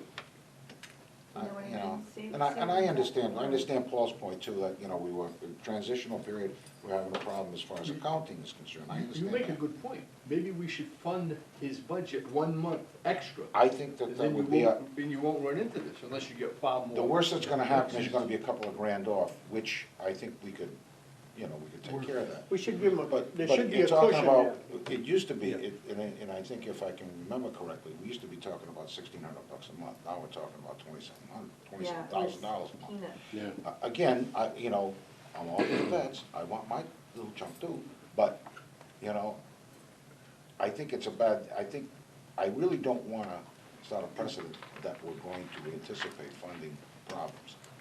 Any department can, and again, if you're gonna do it for one, you're gonna do it for everybody. No, you can, don't. You know, well, why not? well, Take it on, you can take it I would, on. I Yeah, think the veterans, like I say, we have done this, I get, if the board wants to do it that way, I got no problem with it. I mean, that's up to you, you're the chairman, you can do whatever you want. Yeah. I personally don't think it's a good idea. About Paul's suggestion of funding on the budget 1 month extra. Well, I think it would be better than, and having him go behind or having this problem. Let's say that there was a real problem in town and we didn't have any money in the reserve. Yeah, Hey, the other thing too, that, you know, when Dan LeBlanc took over, I believe there was only 6 veterans getting benefits. Now there's 19, so you have to look at it, also the fact that you had these people that should have got benefits that weren't getting it. And you definitely. don't know if somebody else moves into town or somebody else begins to qualify, That's and that correct. also affects the budget. Also, the fact that the veterans, if you're not aware of it, the veterans' benefits packages are going to change. They're going to change in a big way this coming year. So it's going to affect, it is going to affect a lot of towns. All right, Okay, we're all done with transfers and into, so we're ready to, You guys all have your packages here, so we're looking Yep. at the same, As long as we're all looking at the same number. we're looking at this one right here. We got this one, this is the copy of the outline of the omnibus budget. When did we get that? You got got it, that. we all got That's it. this one here, am I correct in assuming that? Yeah, right one, Bob. The one's got the little A, B, and A in it? Yep, that's the one. That's the one. Okay. The master plan is to go over each department. We're gonna read the total. I'll give you the number of the department. It's came in the red folder. As is, the first line would be Department 114, Town Moderator. I'll give you the number. If anybody's got a problem with it, we can put it on hold. And we'll go through the whole budget outline here. Go for it. You ready? I want you to do like the That was micro quick. machine, I want you to do like the micro machines guy, line 114, how, not gonna. First department is 114, Town Moderator. Department requested, the budget was 413. The department requested 413, no change. Everybody okay with 114? Good. Next one, Selectmen, 122. 215 budget was $77,657. The department requested $77,834. Everybody okay with that? okay, Next department's 125, the town administrator. 215 budget was 103,613. 216, they requested 95,233. Says a possible adjustment of 14,355. Everybody okay with that? we're okay. Well, what's the adjustment? Yeah. It's a possible adjustment. Yeah, but what is it? And that's It's A. the total of the reduction. The reduction is $14,355. No, that is to add to the budget. That's It's right. based There's on papers this in the back separate that go with the package adjustment. that Oh, you I'm have. sorry. There's a whole packet On the here. sheet here, Lee, Oh, okay. Handwritten notes and everything. it's the A through I Okay. on all these sub-things. Okay. All right, understood. And this, Possible adjustment. I guess they're like, Oh, why possible? That was just given us. red folder. Do you want a Oh, little send it, info on Yeah. that? Yeah, I'd like to have it. Yeah. Okay, the board had requested that, the floater position for Nadine, would go down to 8 hours, from 10, because, she was gonna work 2 extra hours in the water department. So there is a budget reduction for, Nadine for 2 hours for the, fiscal year. And there's also the consideration to address the need for flexibility for staffing for the department's use of the senior clerks, to add in a position of a floater to this budget. I had discussed this with Ally as to the amount of hours possibly that would be needed. We have a position for 20. And that would be the additional increase to this budget. Yeah, I get it now. That's There why it's is possible. also a reserve for an 8-hour floater that would be created as well. So it's possible, because you folks need to discuss if you're interested in pursuing that. I have a question. On Nadine, Yeah, we're Nadine is a floater. she works But currently. now she's gonna be assigned to the water department, correct? For 28 hours, that we're saying for next fiscal year? no, That's in the budget for 28 hours for next year. She's Okay. currently there for 26 Right. and 10 under the town administrator budget. Okay, so that's why it's gonna go under administrator, right?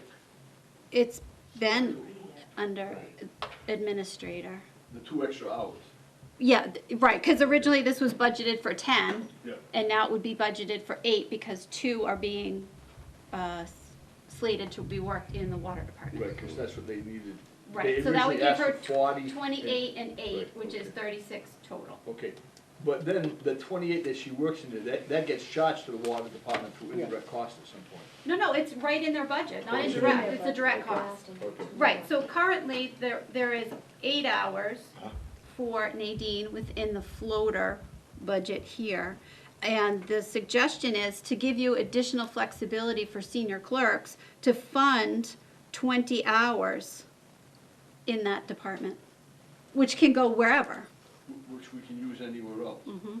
In the administrator's department. Is that what you're saying?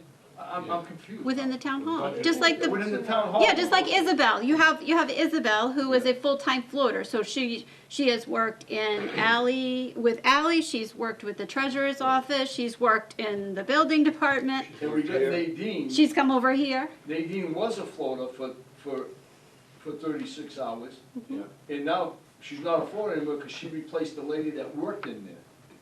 Right, but That's she's what still she a did. 10-hour floater Right. in this department currently.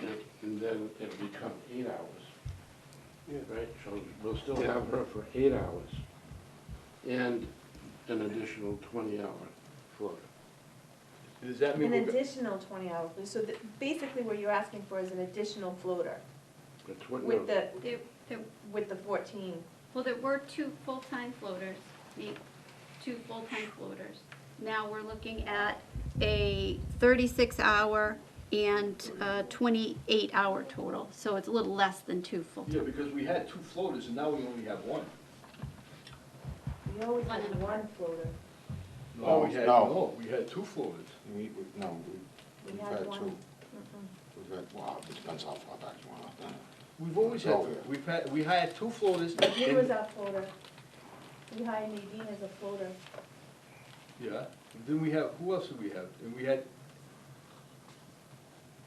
Yeah, but We we're not asked for adding, that. We asked for you that. guys aren't adding any positions, you're replacing people with these people. right, we're not adding. And so, and now you're gonna want to replace the floater now, the one floater, I guess, from what I gather. It isn't like we're Then adding it all should, kinds of then it people. should, if we're replacing Nadine, it should already be in this budget. Or did we take everything out and now we're putting it back in?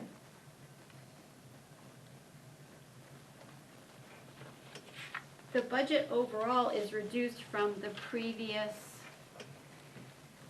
Right, Yeah. 103, 613 down to 95, 233. and what was submitted. Well, there's no other increases anywhere else, is that what you're saying? Is that what you're getting at? What? Wait, No, what I'm saying is, personally, I don't wanna add another staff.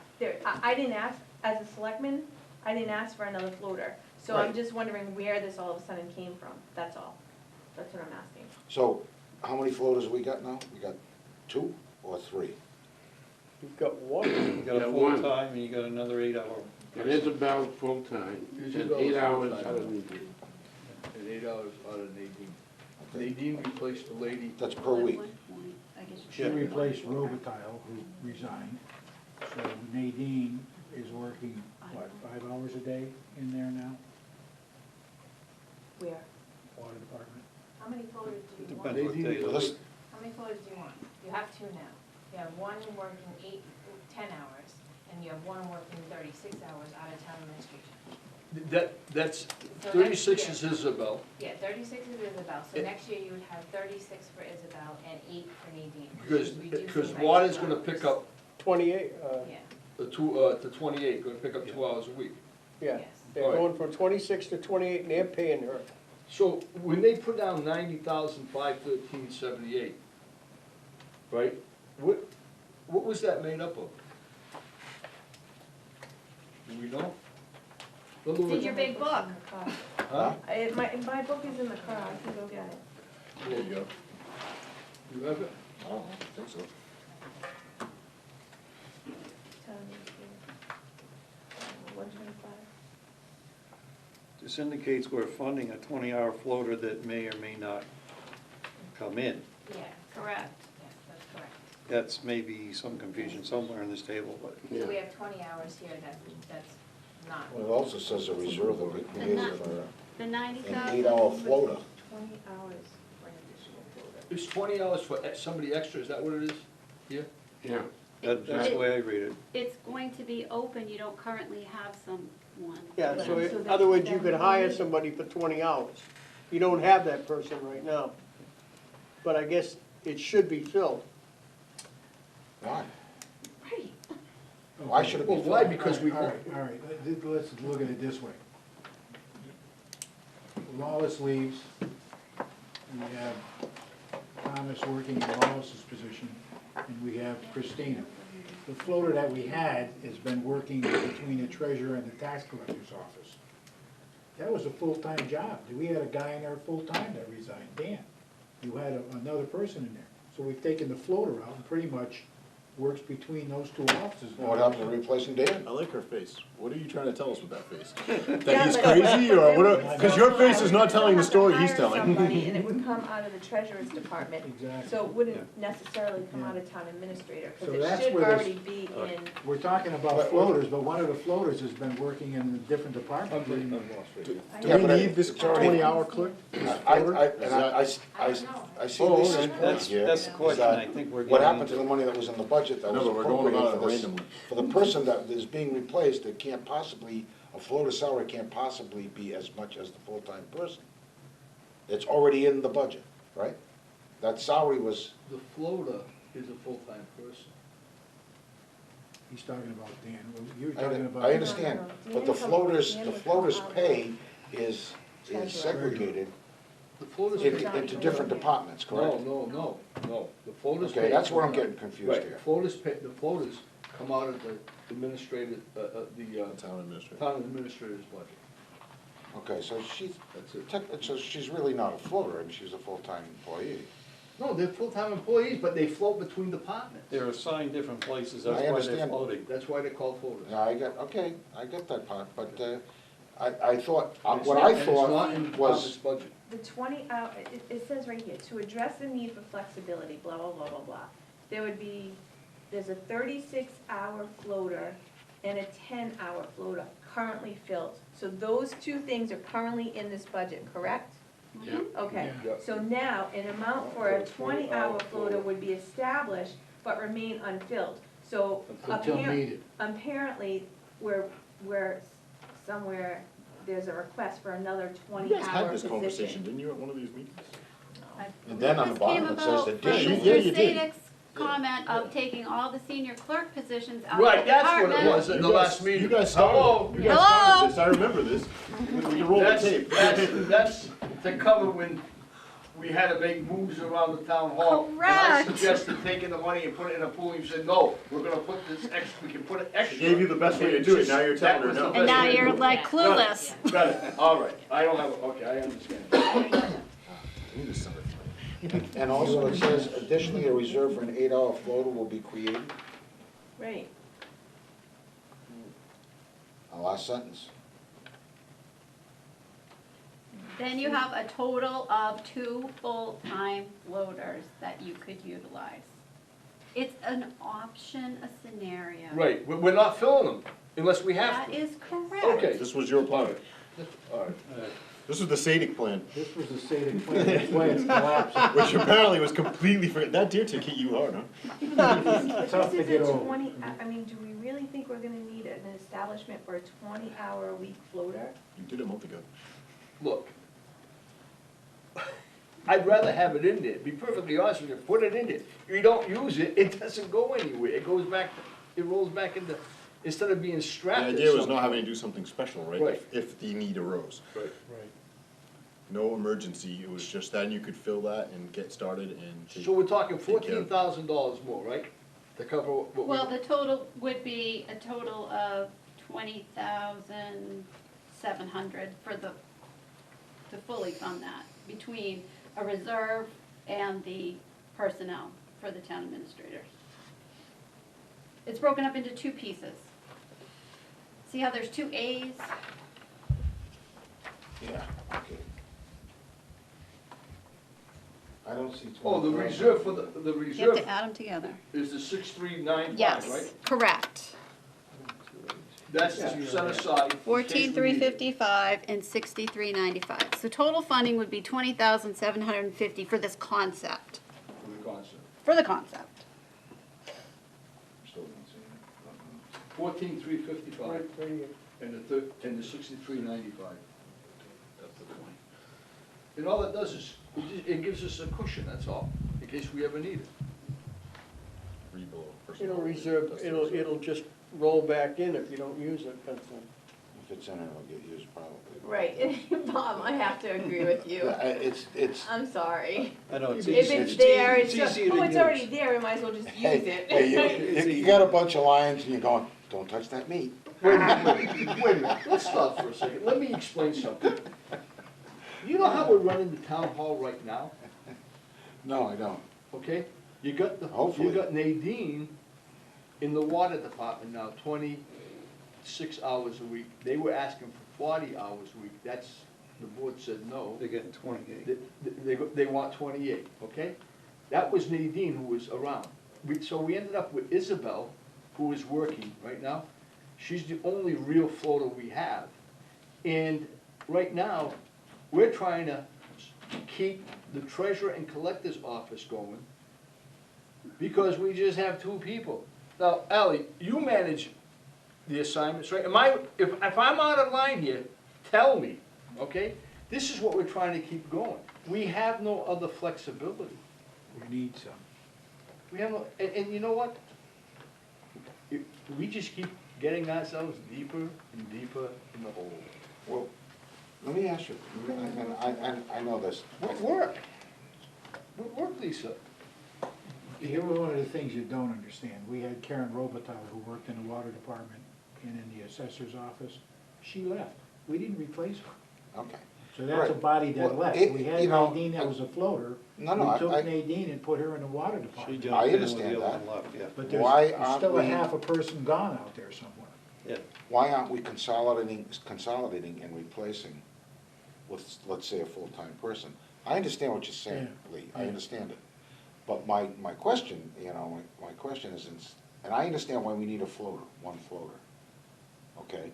But why do we need 2 floaters or 3 floaters? That to me, in other words, if we're down personnel, in other words, whoever Dan was, he was, I don't know I everybody. think the answer to that is that if you assign them to a department, If you somebody, can't if move them. you got a full-time person, somebody leaves, obviously he was doing a job, it was an important job, he needs to be replaced. Either he needs to be replaced by 2 people, or he needs to be replaced by 1 person. Is that? The problem is, but the reason for having floaters is that if you have to have a place to charge their salary. When you have floaters, you put the salary in the administrator's pot.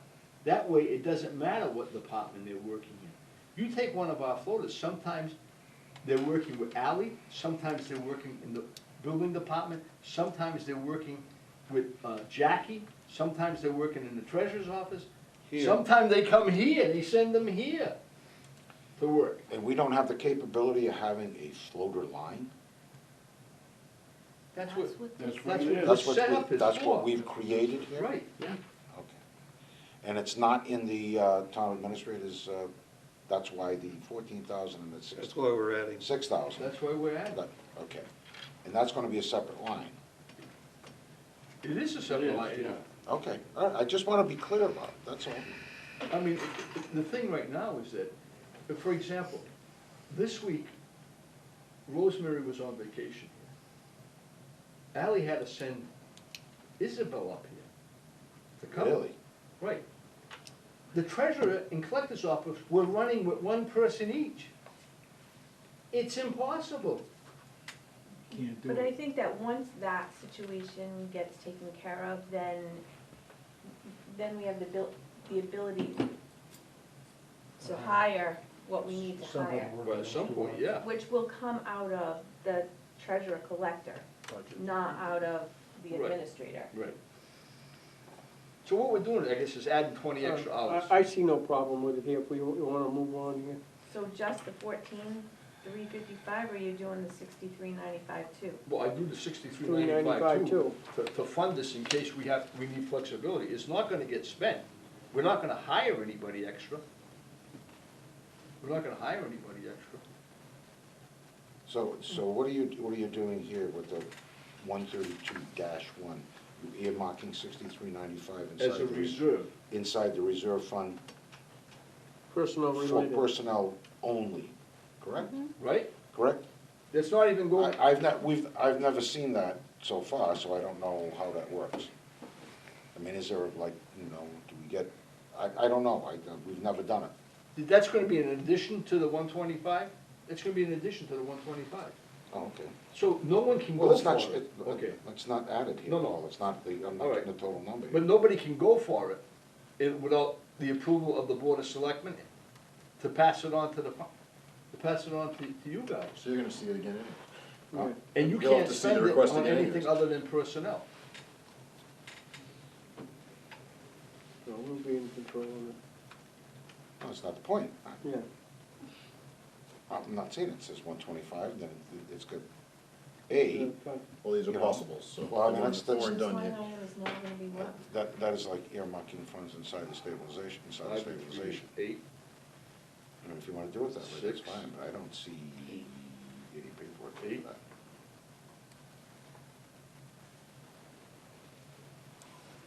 We system I have. 104? 104, 868, 78. And then the 42, 47 is right? 4720? No. So you're looking for a total of 7,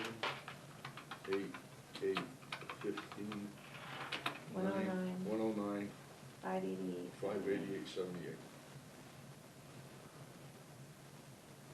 You better have your ducks in a row when people ask you about that one.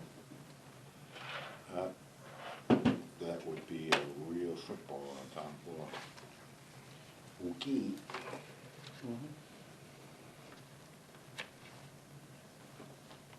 Shall we move on? If we're gonna finish, we gotta move on, right? What are the numbers that you voted with for personnel, for expenses and department total? I didn't hear you. 104, we haven't voted on anything. Oh, We're gonna vote on them at the end, Oh. okay? Okay. So the numbers are 104, 868, 78 for personnel, with a departmental total of 109, 588, 78. The next one is what, Finance Committee? That $500 was to add a secretary, right? That's it. 131, Yeah, and that's Doesn't matter if possible we- 500 because you haven't hired one yet. Nope. doesn't matter if it goes over, we'll just. Depends how many More money. meetings we got, 2 probably. Well, What did he say I didn't hear? It doesn't matter what it is. We'll just vote more money. We'll just vote more money. We got money. We don't have to ask anybody, we just vote and get it. We'll get a floater.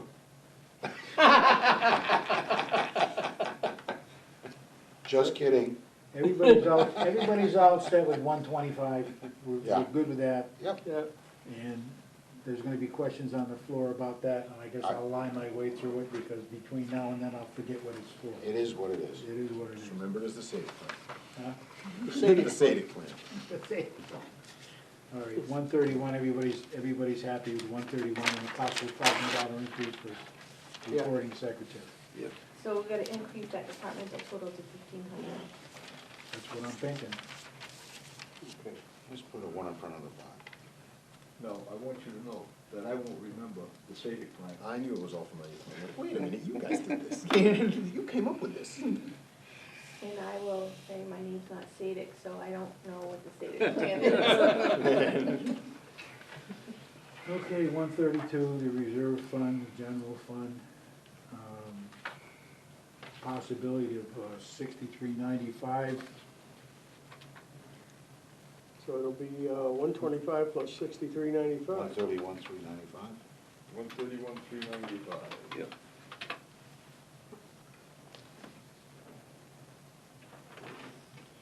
It just looks kind of, it looks like a silly number, just, not that I just, We're going for happy numbers this year.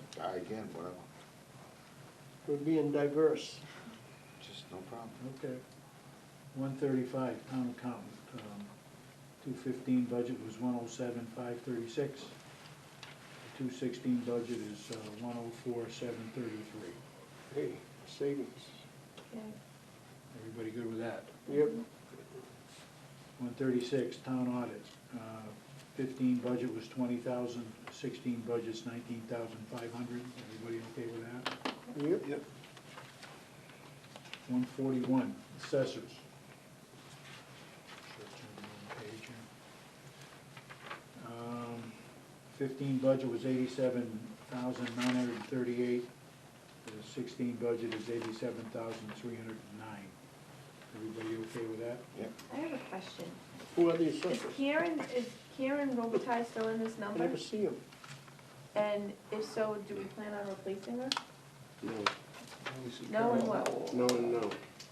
No, it's not in the number, then, and then, so it only went down by, $629. yeah? No, was Karen in this budget? Can I just She look must have again? been, if she hasn't been down here. Right, I'm just wondering, are we gonna replace her? That's all. In the end, they don't need it. Karen, He said no. They said he didn't. Karen Mello says she doesn't need, Do we leave the budget Need alone? someone. Do we? There's 11,856 budgeted for a part-time clerical. Take it out. Wanna take it out? Take out, wanna take out 10? Yeah. 10. So that becomes now 62. 77, 77,309. Or I was, For Yeah, the he was doing total, the personnel right, one. and then 62. What, are you gonna take it out of personnel? Yeah. You're gonna split it? no, take it out of personnel. Oh, okay, so you're gonna go 62,959? Yep. Yeah. Nothing Yeah, gets, all right. nothing gets by her. By her, huh? I guess that whack in the head helped. That's what it was. Maybe, That's what it was. maybe you wanna That's why I whack get me to in take the head, money. I might be able to remember stuff. Right? That's what they said. 145, town treasurer. 15 budget was 171,083, 16 budget is 174,349. Now, how do we even begin to address that? We'll You leave it don't, alone you until don't. we're done. That's right. You don't. You don't address that. No, you 151, legal fees, 45,000. I think I think we ought to take that 10 that we just saved and put it into legal. I think that's gonna be enough. Yeah, I doubt it. I think it'll be enough. Okay. I don't think we're good. So you're gonna add 10. Yep, Why? because we need it. Because of what's Are happening you with anticipating, the- are you anticipating needing the legal funds? No, Because obviously, of everybody, what? because of the newspaper, everybody knows that, you know, that we're gonna be having a hearing with the treasurer, and it'll be an open session, so, you know, our attorneys are working on that right now, so we know that this is an unanticipated cost. But since we know what's happening, we might as well put it in, because it's gonna cost us that. Or may. Again, why don't you just? Plus, we have the IMA that we're still dealing with. I got it. Why so- don't you got 45,000, and that's, you wanna, that line item, you wanna get that line item up. I still think we should handle it through the reserve. No, Okay. I wouldn't I handle think- it through the reserve, you know why? Why?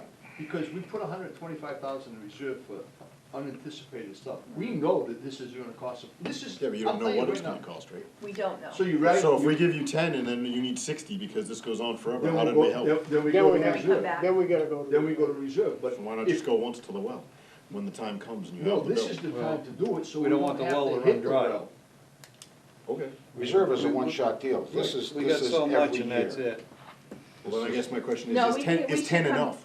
I don't think this is. You're right, I know what you're saying. I get what you're because that all means saying, that but next is 10 year we're enough gonna is my keep it point. at we're gonna keep it I at doubt it. 55. I know. And my answer to you would be no, but you know I'll remember, we're gonna drop it back down to 45. I mean, I don't think 55 is gonna be enough. That's what I mean, though, why not just get it done closer to right? Again, that's my point. If you're anticipating a real horror show I here think as it'll far be as the enough. legal, if it goes to Yeah, well, 60, it is. 70, you're still not gonna have enough. No, but at Because least, some of it's already in this fiscal year that we're Right. dealing with, so only some of it's gonna be next fiscal year, so I think that that Alright. should be enough. So you wanna add the 10 and make it 55? That would be my suggestion for them. yeah, that's a good That's suggestion. good. Yeah. I don't see any problem. Did you hear what he said? I thought you were gonna hit me or something. You got him dodging out of the way and everything? Yeah, absolutely. Talk about gun shy. Okay. Yeah, yeah. 155, management information systems. 215, it was 85,000, requesting $20,820. Let me look at this C thing. Software package in it? That's a dramatic drop, I mean, User tree. That's because we bought all those Computers. computers last year, and we don't have to. What's this added 4984? Never trust the IT guy. That's for, that new, remember, is that what, when Charlie came in and talked about that new Software, looks like software? software. Yeah, so Payroll or that's- something, it looks yeah. like it says. User training is Yeah. $780. Explain to me the possible adjustment, 49. That's the in your seat. This is software. It's Something to do with for I the can't- purchase order This is- system There's with something circular, Vadar. I can't tell what it It's is. something to do Is it with a check payroll. mark? No, it's a seat. You go, they're all lettered. Say that. That's, again. This is a That's all right. request I to deal spent some with time figuring the this out before. proposal for Vadar to implement a purchase order system that was commented upon by the auditors in the management letter. that's the 4980. Yes, it is. So this goes to 7,000. What? Total is, We're at 155, Paul, not 158. oh, sorry, 27,000. Am I right? No, okay. No, I'm not right? 25 something. 20? What am I doing wrong? 25.8, Must have had the wrong figures. 26.8. 25. 25.8. 25.8. 25.8.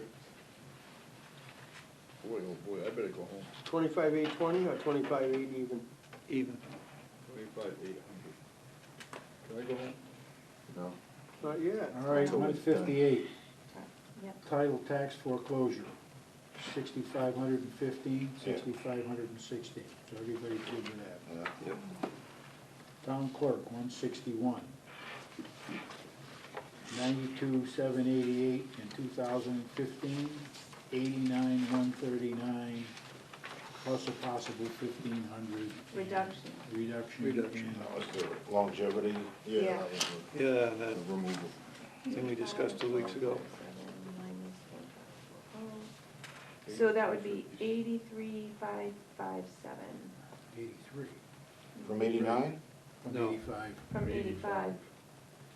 So the total is 87, 83, 89.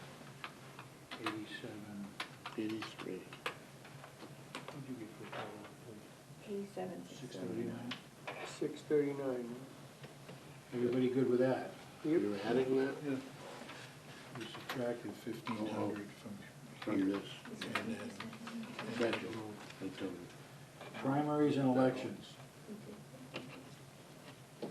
162, 15,063 and 15, 12,784 and 60. Everyone okay with that? No problem. Yep. Registration, 163. 15 was $5,002, 16 $5,066. Everybody okay with that? Yeah. Conservation Commission, 10 grand and 10 grand. Everybody okay with that? Yep. Planning Board, 15 was 46,725, 16 is 47,161. Yeah. Okay? Zoning Board of Appeals, 2,700 and 2,700.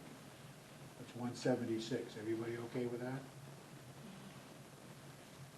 177, the Soil Board. 15 was 1,053, 16's 1,100. Is everybody okay with that? Public Building and Maintenance, the department totals. In 2015, it was 68,910.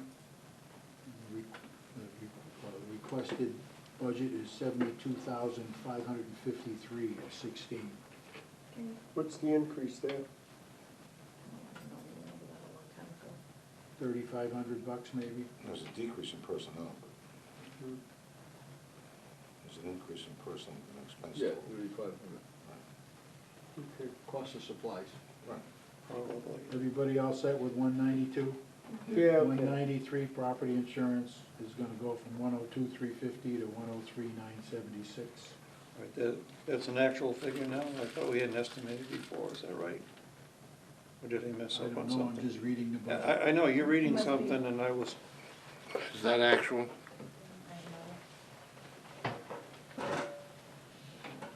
She's looking. It's based on an increase from Maya of 2%. So then that's actual. Well, we don't have the policies yet, but they're saying there's an increase of 2% for the 16 pricing. Yeah, so that's close. all right. Okay, 195, the town report, 3,500. okay. Our hazmat assistant, 2,500 bucks, 196. What is that? Department of Environmental Protection hazmat assistant, It's for the 25. Freetown Screw property. Freetown Screw. Yeah. Say again? Freetown Screw. DP assessors. I don't like that word now. You caught that one, yeah, okay. It's not nice. Okay, the police department, 210. The total budget in 2015 was $1,674,864, and they're requesting $1,699,527.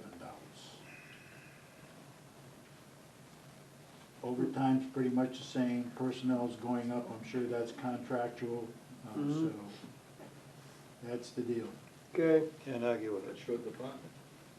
but we get overtime below that, yeah, communications. Oh, that's There's communications. communications, everybody all set with 210? Yes. 215 communications, 215, in the year 15, it was, the budget was 258,553. That's going up to 263,071 in 16. And you can see that's, overtime went from 15 to 20. Yeah, The it's- personnel went from 229 down to 228. Hold on for a second. What number is that? 215. Hold on. The chairman of the personnel board is interested in some figures here. It looks like they might have been missing a person for a while and covered it with overtime, and then that person's coming back. No, they weren't missing anything. Missing anybody. Well, somebody retired. From there? Yes, then they were replaced. No. Oh. Dispatching, permanent, full-time, 4 of them, and then the secretary. So what is- It's a $5,000 swing. Boy. Change. That's just an overtime. 105, what's this one here, what's the second one? 4.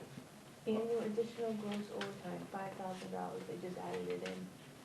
Is that because, could that possibly be because of the, Kim, that 5 fourths? I mean, 52.4? You don't know, huh? I would think so. I thought the chief had already addressed that the issue of filling these slots, a lot of times they have to fill it with, Overtime, right? with someone that's already a regular employee. I thought he had addressed that, but. I'm trying to see if there's something here. You have it, There's just a line item that says additional gross overtime, 5,000. Yeah, it says I adjustment understand to ratio of shifts distributed between Doesn't mean we gotta part-time go and along with it, full-time but- employees. the reason. You want to knock that back down to 15,797, or what's your pleasure? Or you want to leave it?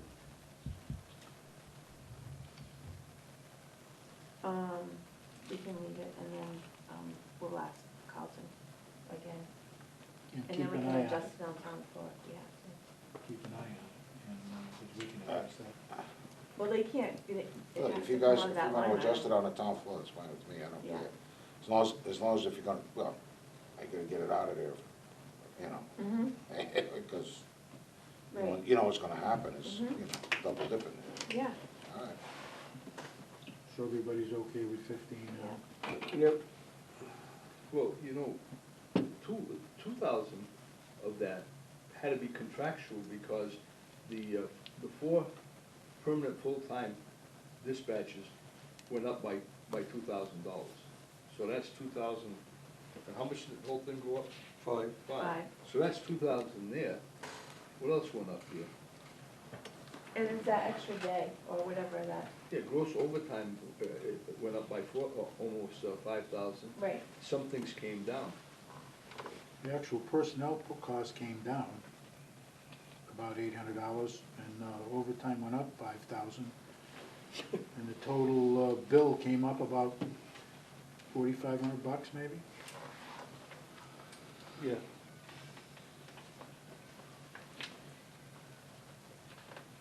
That's what you call a cushion, right? That's Little bit. exactly what it is. Just a cushion. But if you leave it in there, it gets spent. Gee, didn't Yeah. we talk about that earlier tonight somewhere? Well, we need to just ask Carlton again. Okay. All right. We'll check on that, but for now, I guess we're good with that. Yeah, Our personnel chair will break out the hammer and find out what's going on with that. Don't get it. Well, they stuck it in there as a cushion. I'd like to see it. Unless they're anticipating a raise next year, the cost of overtime going up and all that other stuff. No, the raise part isn't in there, but there are contractual increases. That's what I'm saying. Yeah, and then the overtime goes up, so, 5,000 isn't, And a lot of money. Not big in the whole scheme of wait things. till you get to the next one, Yeah, I know. okay? And that's gonna be the same issue. 220, the fire department. 15 was 976, 392. 16, they're going to 990, 747. Like Yeah, we need to- $14,000. I need to check on that again, too. And they put 5,000 in overtime, also the same Yeah. number we're talking on this other one, so. Yeah. But everything went up. So, I You know, mean, even- again, I guess the question I have is this, are they in, this overtime, are they anticipating another winter like we had, and that's the reason that this number's in there? Or is that a justifiable number as far as the overtime? Just the fire department. I understand These that. guys have all kinds of deals. We have one guy in the fire department makes $25,000, $30,000 a year in overtime.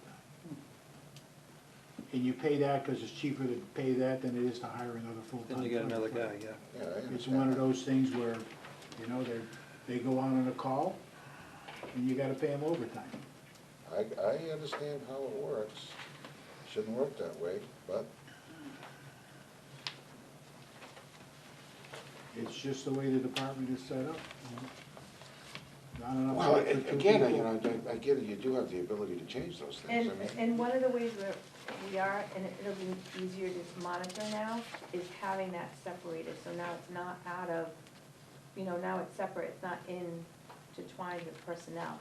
So from year to year, from now on, we can see what we're spending in overtime. We can gauge the And they overtime. can't go over that line item. So they spend it, there's no more, unless they go to the reserve. yeah, well, $114,000 in overtime that's a chunk of money.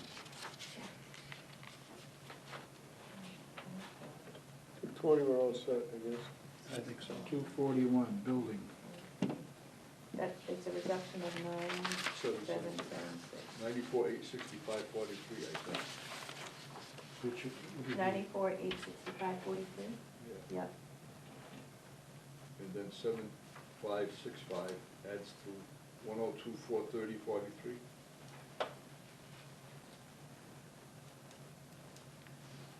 For the building department, Yeah. Yes. 102, the final figure is again, 102, 430.43. You can read it. 430, 43. 43. Yeah, all right, I'm penny on that, baby. Some I know.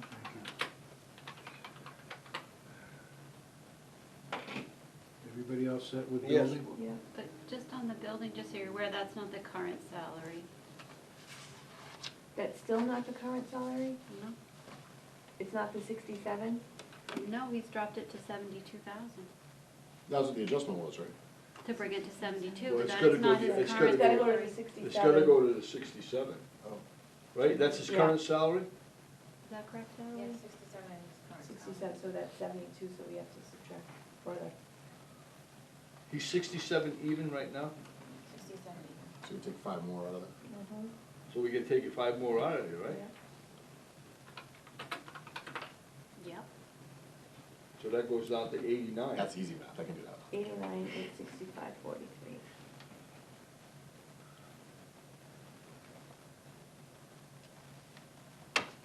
So we go down to 89, 865.43.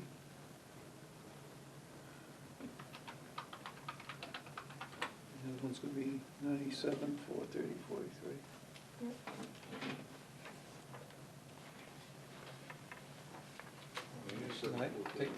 Change it 102 to 97 up front. Great. Couple more minutes, we can get it down about 20 grand. Could put that money, boy, we could do all kinds of things. Oh, yeah. You guys might be able to afford to hire a secretary. As everybody else said with building 241, 242, which is gas, there's a lot of it in this building. 8850 and 215 and 216, it's 10,080.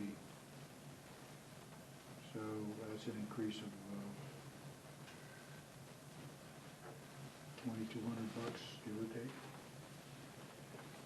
For what, the gas inspector? 1,200. Because they came, they had to come and get transfers, right? Yeah. Because they, well, they had inter-department transfer, yeah. Okay, Yeah, gas everybody good with that? The expenses we had in 15, is that, we don't have many more, is that the deal on that? I think what they're doing is absorbing it within their own department. Okay, Because you have one secretary doing all this work for all right, all these people. all right. Okay, plumbing.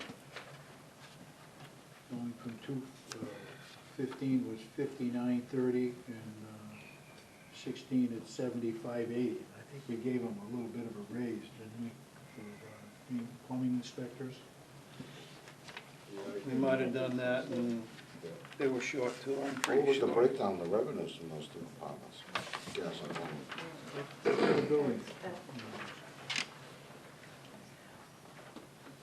Well, that's what you should be looking at. The reason is because you're gonna give them raises, get up your fees. I think we did. Well, They were again, charging too much, I think, at one point. They're not supposed to make a profit. You're right, you're not supposed to make a profit. right. It would be nice if it was even, Steven. Well, it's supposed to be.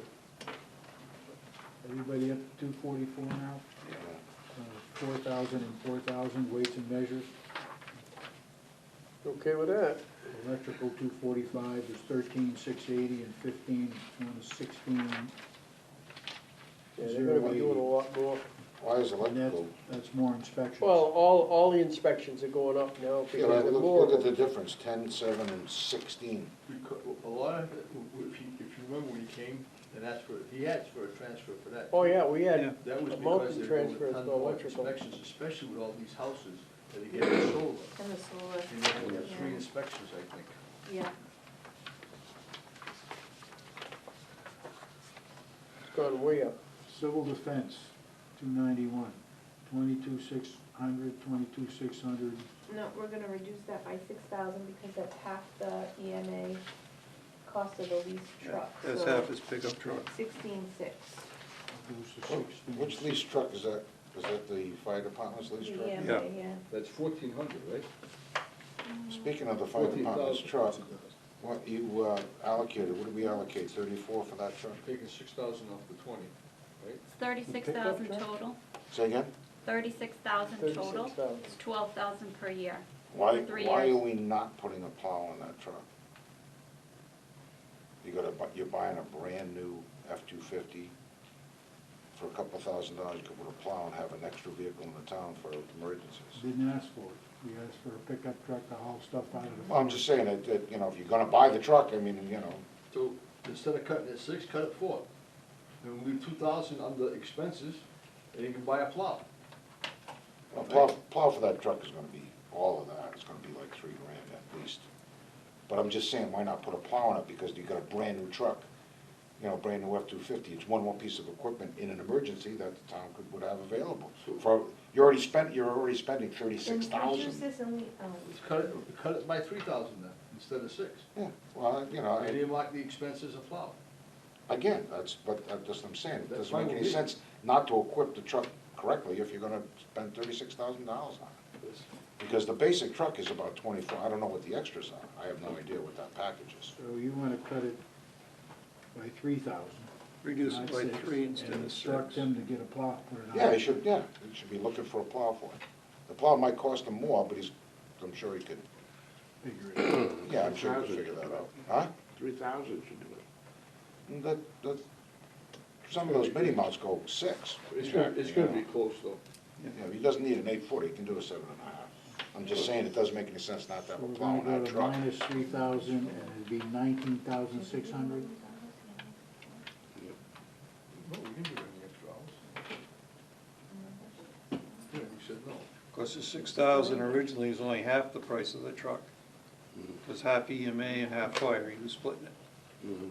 So, if you wanna split the plow or not, I don't know, it's whatever you wanna do.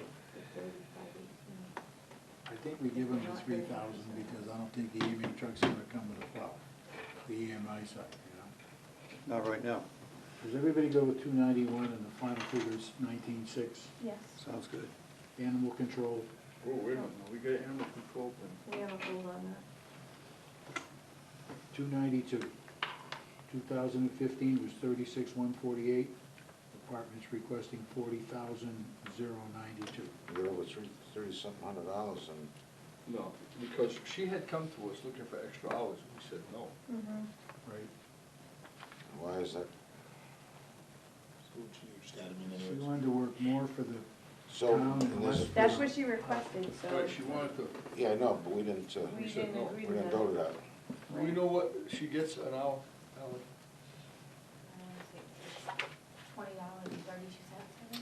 She wanted, It she is wanted an increase, then she wanted more $20.35 an hours. hour. And how many hours does she normally work? Currently, she works 28 hours per week for a total of $569.80 a week. At 52.4 weeks in a year, would be $29,857.52. That's, okay, So what? that's what it should be then. I would level fund from last year, Yeah, all right, 30,000? yeah. 30,518. I know we said we weren't gonna give her the extra hours.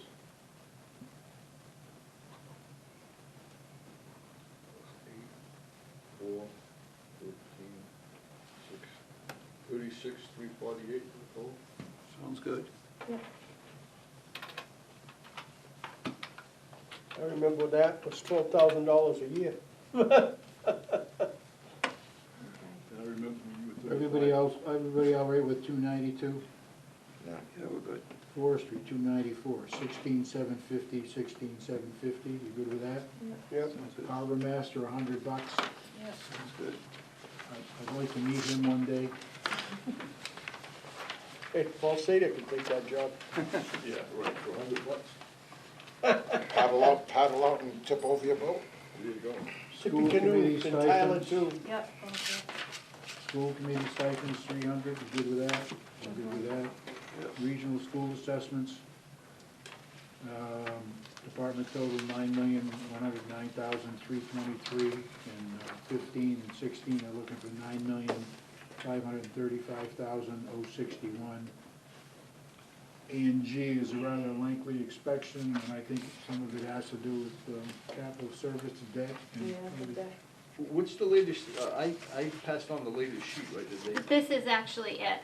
And there's So we one have- on the table as well for folks that do not have it, So but we have to add these, you have to, Add and subtract. add you and have subtract. to add the 23 to the 92, which is gonna give you a total educational assessment of 9,281,744. And it would give you a debt of 272,513. And the total is? 9,554,257. Okay. Package Ally gave her. She gave her That's a three things. $400,000 increase over last year. Page 1. That's what it is. You got it right there. Yeah, you got page. Is it? Hold the line. Page 1 and 2. not even, it's not even The possible. good thing is that now we're working with Lakeville, and actually we decide before the school committee decides what we're gonna give them. We'll see how that works out. Pirates, they're just pirates. Pirates of Maine, 6. Bandits of war. Should have bandanas on their head and patches on their eyes. These are Kimson's. 589. I mean, that's our biggest, I mean, you look at the figures here. Brutal. Go ahead, Lee. Okay, everybody all set 302. with 301? Yeah. Yeah. No, actually, I'm not all set with it, but You got no choice, right? I. Pretty much we're stuck. Okay, 302, Bristol County Agricultural, 30,906 and 15, 32,589. We just saw an email on that assessment going up, I think. Yes. So, it is what it is. Do you have a new figure on that one, or? That is it, 32,589, that's the most recent Okay. information we received. 30 They're a bargain when you look at the other schools. Well, that's true, but yeah. 303, Old Colony Vocation, 1,581,549. In 15 and 16, it's 1,617,087. Is it the same amount of kids, or is that an increase in students? We're not supposed to increase students. Say again? We only get it, we can only have so many, right? We're maxed out. We only send so many. But we're not, And the increase is? we said 90 students. Is this 90 students or is this 93 students? That's Based my- on the my students that question. you have enrolled currently. It was 9. You sure? What? If No. it's the number we have enrolled now. No, we just added 2 more, remember?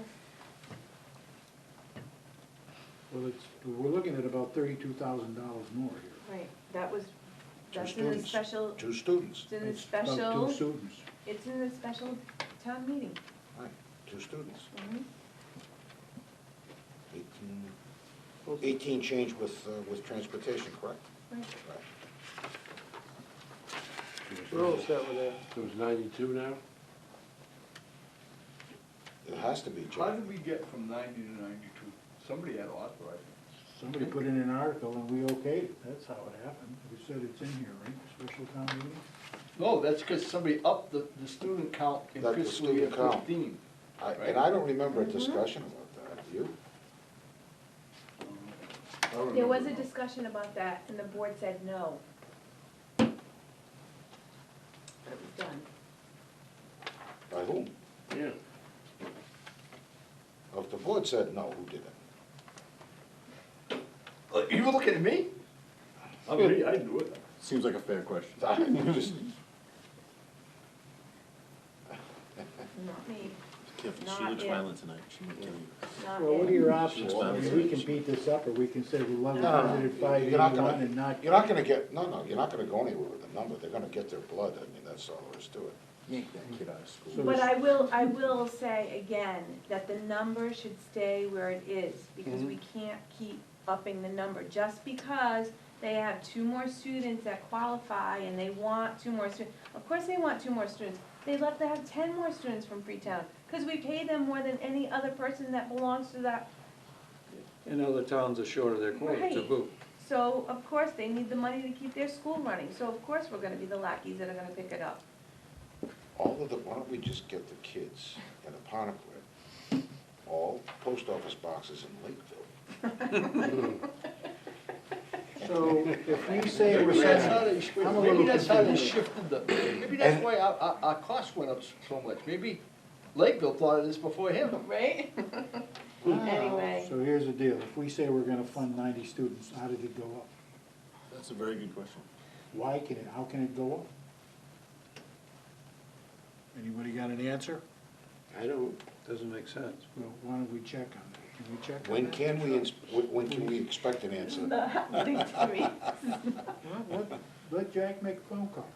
You know, we can get back there, we can approve it for now, I suppose we have to move forward, but. I don't think we have a choice. You guys are laughing like you do this every year. But- we- no but matter are what there we do, it really- goes up. What's going on here? What's Are up? there really 92 kids going? Lisa works in the school department, I think she did it. No, I don't work for Old Colony. Oh, Okay, moving on. You can check on that tomorrow, Yep. please. Snow and ice removal, 100,000. Highways. 100,000. Or did I skip highway? Highways. Highways and streets. It was only $390,000. Yeah, Highway, we're adding, 700, that's his longevity, onto the 316,406, which is 317,106. so a total of 395, 951. 950. I hope Kim is double checking my math, No, because the way I've been going tonight. Forget it. no, nice. Overtime, snow and ice, 100,000. Yep. You good with that? yeah. They kept it the same? Yeah, Because once you go up, you can't come back down. Never go back. Well, evidently, you and I shooting out the streetlights at night with our BB gunners working. It's gone from 11,000 to 10,500. Save you a couple bucks. Did we ever see a breakdown on that? They'll charge you Whether for the it's working poles. or not. Huh? Remember they that? It costs us for more what, to shut what do you, off for which one, streetlights snow and ice? than to leave them You on. talking about snow and ice? Yeah. Oh, Snow and ice. Snow and ice is 100,000. We're already down to 40. No, not snow and ice, highways and streets. Street. The personnel, overtime $500, personnel is 310, I'm sorry, 316,000. We're up But I was just wondering if we ever saw a breakdown as to what was, how many people were involved, how many trucks, how many, must have a The record. big binder speaks. It's right here. Sort of. Elected highway superintendent, $62,019 a year. And then he's got 5 permanent full-time people for $235,594. Yeah. And he has 1 permanent part-time person, which is Mr. McHugh, $9,218. No, did he add somebody? Did he add somebody? Now, what about all the extra trucks he got and the No, that's got nothing to do with personnel costs. That's, It's not that's contractual. Yeah, it's not a permanent line item. That's at 52.2. Yeah, I mean, yeah, because he's up to, he went up from 229, 600 to 235, 594, so that's what, about $6,000. But that has to do with the contract and, okay. Does that help? You also have an early retirement incentive for Oh, some, one what's of the his name? That's, employees. yeah, the chief mechanic. Mechanic is leaving. Early retirement incentive, he gets what, 5% a year? Yeah. Wow. You don't get that from, you ought to see your boss. To me, we need to make sure that we Oh. somehow asterisk those things. But anyway, go ahead. All right, street lighting We save $500 with those pellets. with those pellets, yeah. Well, Lisa thinks it costs more to shut them off than to terminate. They charge you anyway, whether they're on or not, right? Probably. Okay, 433, trash and collection and disposal, from 402,650 to 408,650. $6,000 it's going up. That was a contract, wasn't it? It's gonna go up a lot more than that. When is our contract with, Jack's working on that You're now. working on the trash contract now, Yeah, aren't 2 you? more years. oh, Jesus, September 2016, next year. Next year, next year. talk about an increase. Eesh. Because there won't be. Hang on. There won't be any fun in Okay. Freetown. 433 we're good with, 434, transfer station, 140,501 and 15, 146,029 and 60. That's a $5,500 increase. And he wants to add back the 950 For his uniform for allowance. the uniforms, do the current CBA contract, so. Is that more uniforms or is that? Put him right back where he was apparently. He reduced it and he went back to going back to what he wanted, so. So I'm just Change of mind. Was the uniforms that, is it the same company that handles the rest of the town or is It's it? going to be, Yeah, everybody's gonna do the same. it has to do with the contract of work on getting everybody back to where they should be. Is everybody good with that? Transfer station? Yep. I put that in, right, 146,979. 146,979, yes.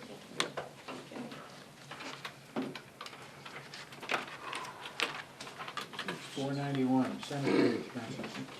I don't get this, it went from 11,350 to 19,385. Yeah, we said no to some of this stuff too. Yeah, I think you should level fund it at. The night he was here, he had only one bidder, it was that much higher because remember. he asked everybody, do you have liability scratch insurance, he cutting. only got one thing. That was the deal. That's what he For said that whatever night. reason, it became a liability insurance thing, and only one guy turned in a bid, because everybody could cut the grass there, but now he required insurance, and only one person bid on it. So, I talked to him afterwards that night. why did they require liability insurance? Well, he says he only asked if they had it. You know, town could be liable, somebody gets hurt and the company didn't have insurance, I suppose. I mean, if that sounds reasonable, they should have liability, but If he gets a rock in the grass and the rock goes and hits somebody putting flowers on a grave and, How long has Freetown been in existence?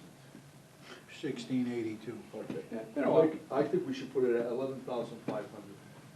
Okay. Do you think they had insurance for people that get foot stepped on while they were plowing snow by an oxen or something? I don't think so. they get kicked by a horse, not likely, not back You then. know? All right. And this Hey, will bring, anything not bad happens, you're in the right this will place. bring people back in the mix that have been cutting it for years. Right, Yeah. right. Okay? And also talking with Mike that night, after the meeting, I says, hey, some of these cemeteries, they gotta be out in the woods, very little sun, very little grows. You can run around with a weed whacker twice a year, 15 minutes a shot. You don't need several $100s every couple of weeks. So what are we So I- funding that at? It's more- 11,350. 11,350? Yeah, yeah, level And have them call the guys who've been doing it since Yep. creation. Health Department, Health Inspection Services, 88,417 and 15, 93,495 and 16. we're okay with that. Personnel went up about $5,000. $5,000 for, Where is that? That's their extra day, right? Or their extra Yeah. hours? Plus, the net has a contractual increase. Yeah, that's that thing where there's more than Hey. 365 days in a year Right. on paper. I was looking You're at looking at me that. like, remember the conversations we had? Oh, And we said, okay. wait a minute, you can only pay. There's 365, we gotta give them 380 or that was something. Paul that had that big thing, not you, the other Paul. Something that nobody's ever heard of, But everybody's all set with that. Yep. except for you guys. Council on Aging, 128, 955 and 15, 132, 930 and 16. Obviously, part of it's personnel wages, and I think we're gonna add an extra hour. The other part was they requested an hour to be on the same. So they'd be on 36 like the town hall, Like the Right, town like hall. everybody, right. and that's basically their $4,000 Plus, personnel, yeah, I think. Plus, the place what's is the name closed on- on Friday, right? No, it's not closed, they work a part-time, what time they close on Friday? 10:30. 10:30. What time they open up? 80? 10? 7:30. 7:30. 7:30, but now they're going, this includes an extra hour to bring them both to 36 hours. For both So they're Barbara gonna and close Rose. at what time? Well, I would imagine on Fridays, they're gonna close at 11:30. 11:30, that's what I would imagine. Yeah, I think so. But anyway, that's the deal. Everybody good with 541? Yep. 543, Veteran Services.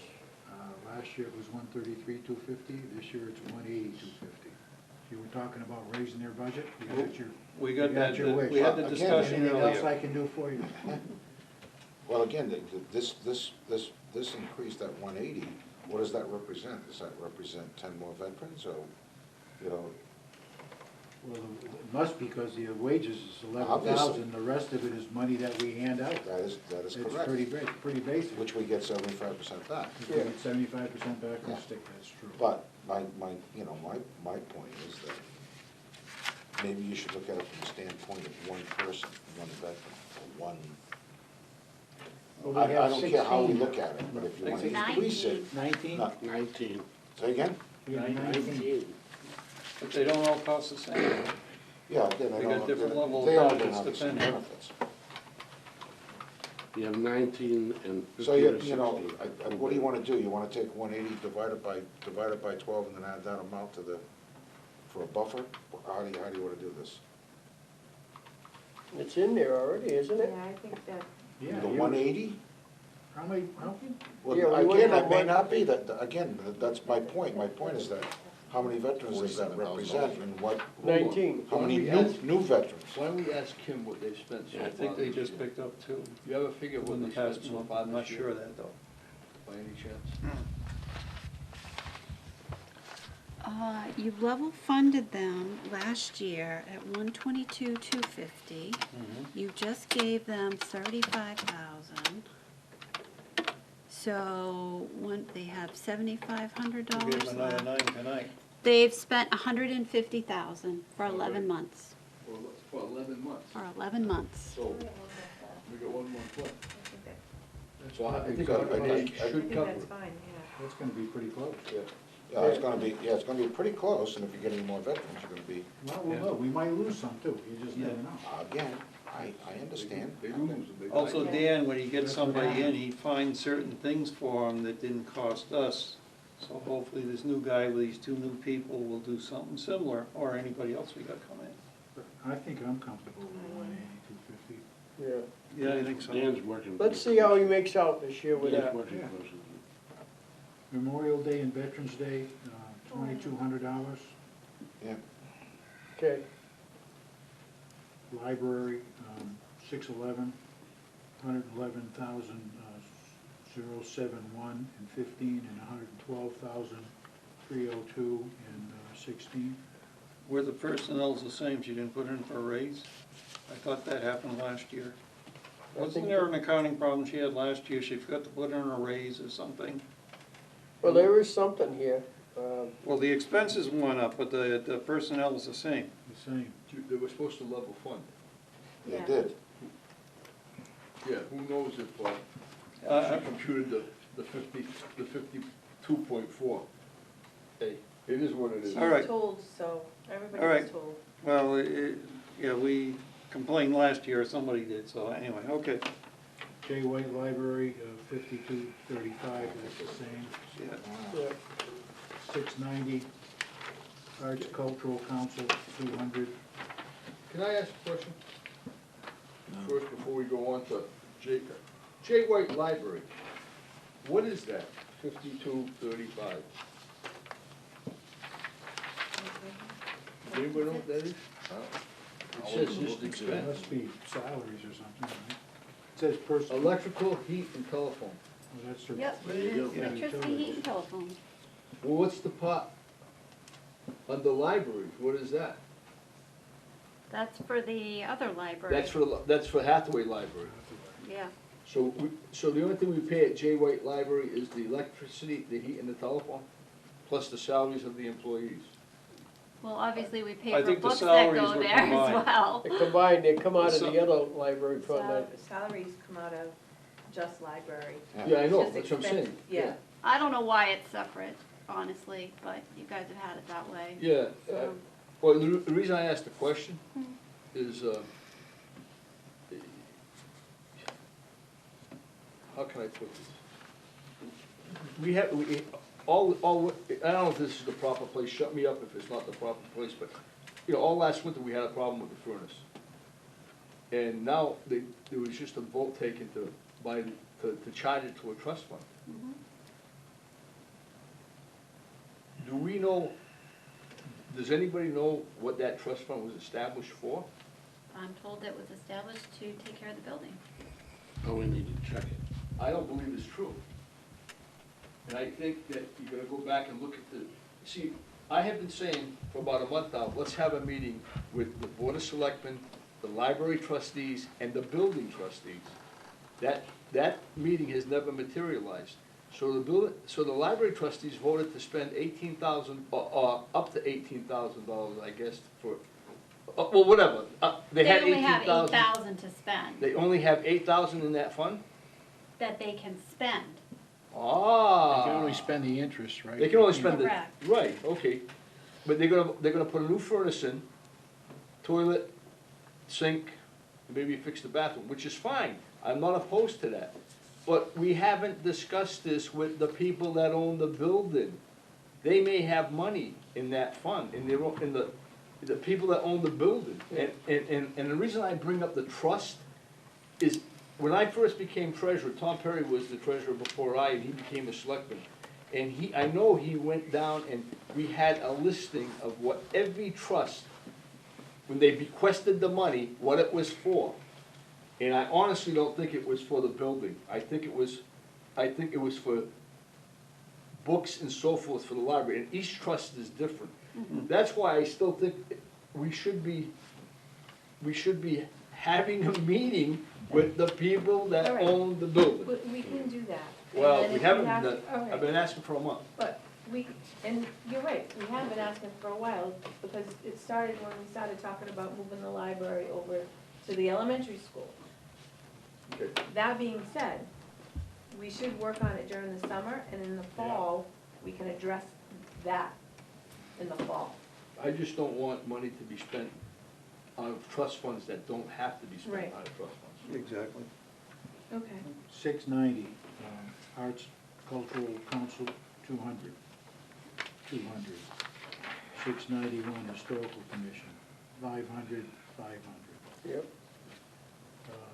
710, a retirement of our debt, 585 and 15, 600,000 and 16. Okay. 751, interest on our long-term debt, 119, 250 and 15, 107, 400 and 16. Okay. Circuit assessment went from 1469 to 1505, that's 840. Retirement pension contribution, 9/11, was 812,247 and 15. It's going up to 747,379 and 16. It's going down. Down, I think, pardon me. How come it's Down. going down? Because the plan is to pay the full Oh, assessment and save July the money, 1st. okay, there you go. She's the go Very good. Hey, Kim. She's had it tonight Kim. instead of me. Kim, I'm You 60. should have had a V8. Kim, I'm 67, I don't remember this stuff It's sometimes. okay. She's about ready to collapse in her books over there. Okay. 9/12, we're almost there. She'll be bursting out of here looking for a hard whiskey someplace. 9/12, workman's compensation insurance. 45,539 and 15, 48,649 and 16. What Now, did we use last year? 45,539. Workman's comp, Huh? workman's comp insurance. Yeah. We used 45,539 That's what you last year. budgeted. That's what you budgeted. Right. It just seems like an odd number, 45,003, you know, Well, 539. Evidently, the last people that left the town hall and Right, collect that's what I'm saying, it's unemployment insurance. insurance, we I have to understand pay that. that. I'm just questioning the number, Paul. We I'm not reduced- we questioning what actually- it's for. I remember us reducing that. No, we reduced unemployment benefits. Right. You've currently expended 44,236. That's year to date, or is that? Yeah. Yeah. People get hurt on the job. No, I understand what it's for, I was questioning the number. It just seemed like a silly number, 45,539, it just,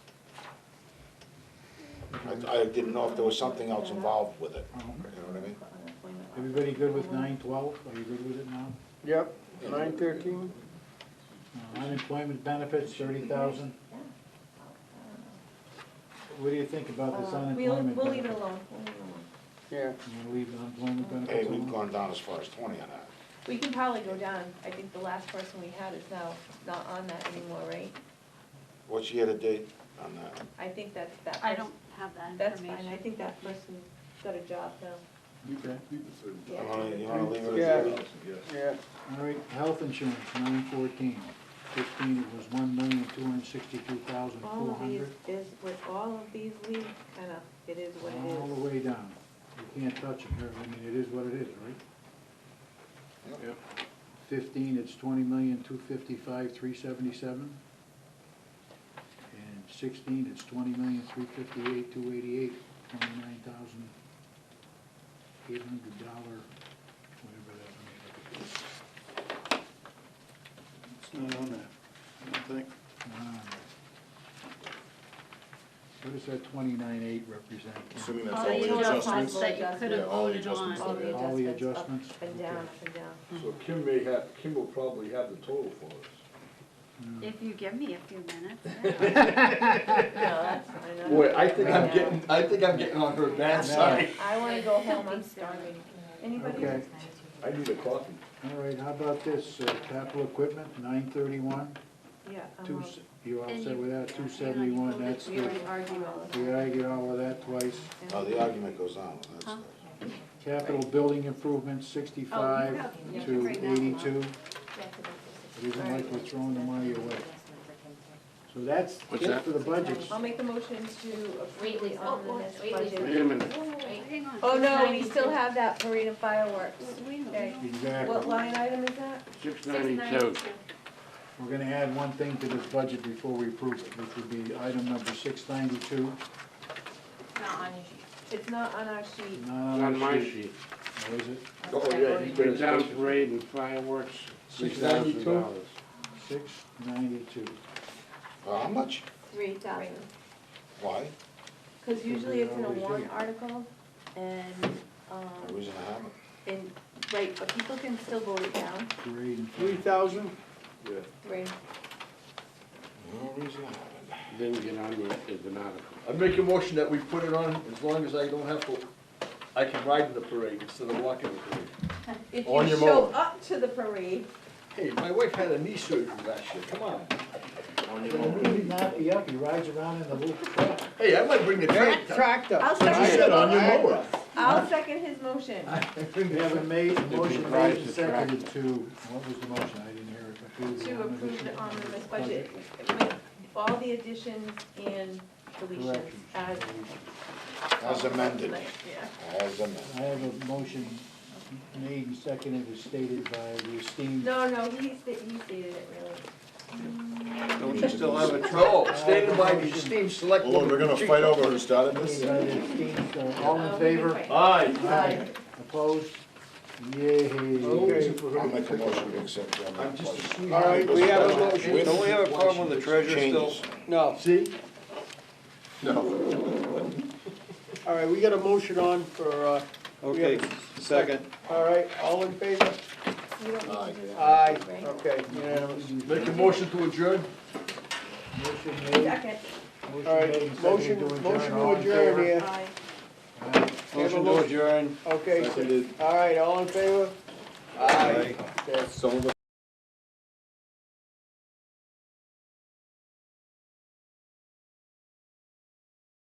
Three select people. Our select people take care of our town and lead our town and make important decisions. And we also have our fire chief and our police chiefs on the way, correct? Yes. So what can we say?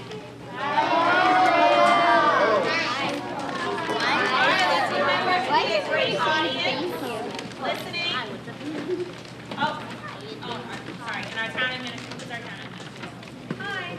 Hello, you're on the top. They'll introduce themselves. Yes, I've seen You're on. We've seen them at the, yes. Good afternoon, everybody, and welcome. I think that you guys all have a bunch of questions to ask us, Well, right? Yeah. Yes? All right. So I want you to just think of a couple of things before we get started. Listen to your friends, ask a question. Make sure that you ask a different question, okay? So we can keep this sort of informative and you can gain a lot of insight as to what's going on in town, all right? I'm gonna, right now, turn it over to, my name is Mrs. Pacheco. I've been on the select board for quite a long time, and before that, I was on the school committee. We also have Mr. Baumgartner, who is now the chairman, and I'm gonna let him take over. Well, I can't tell you, is this on?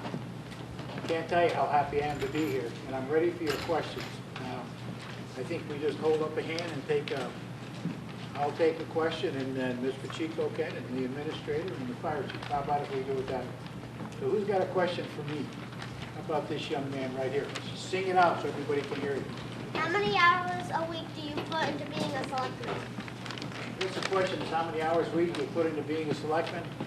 A selectman's not like a full-time job in the town. It's more like you manage the town, but it isn't like a 35-hour week.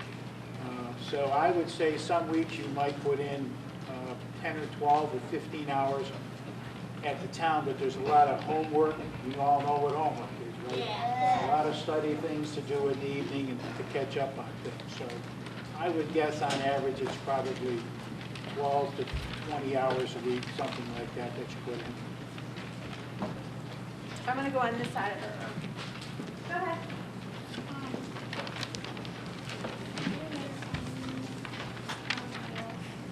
Do I make any town rules? The question was, do we make any town rules? And even though we're selectmen, we don't really make the rules. The town is really owned by the entire town, your moms and dads, taxpayers, people that pay money in town. So really, collectively, all together, all the people in town make the rules. Okay?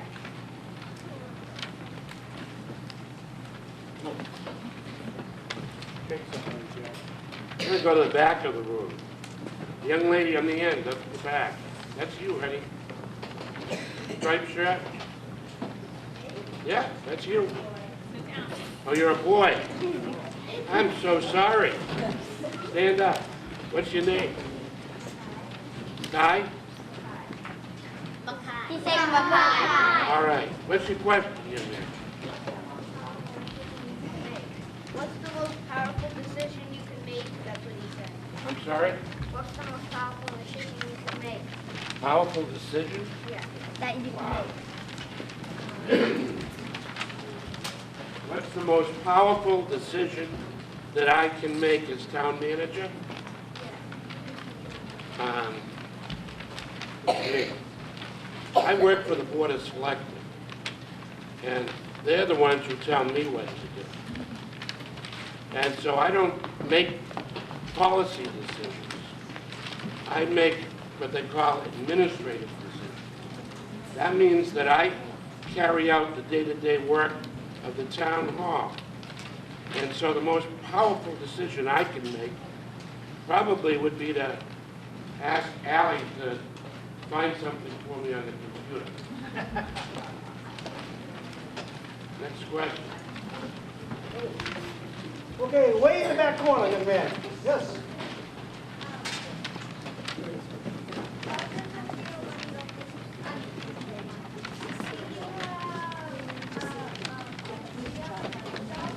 Do I have another job?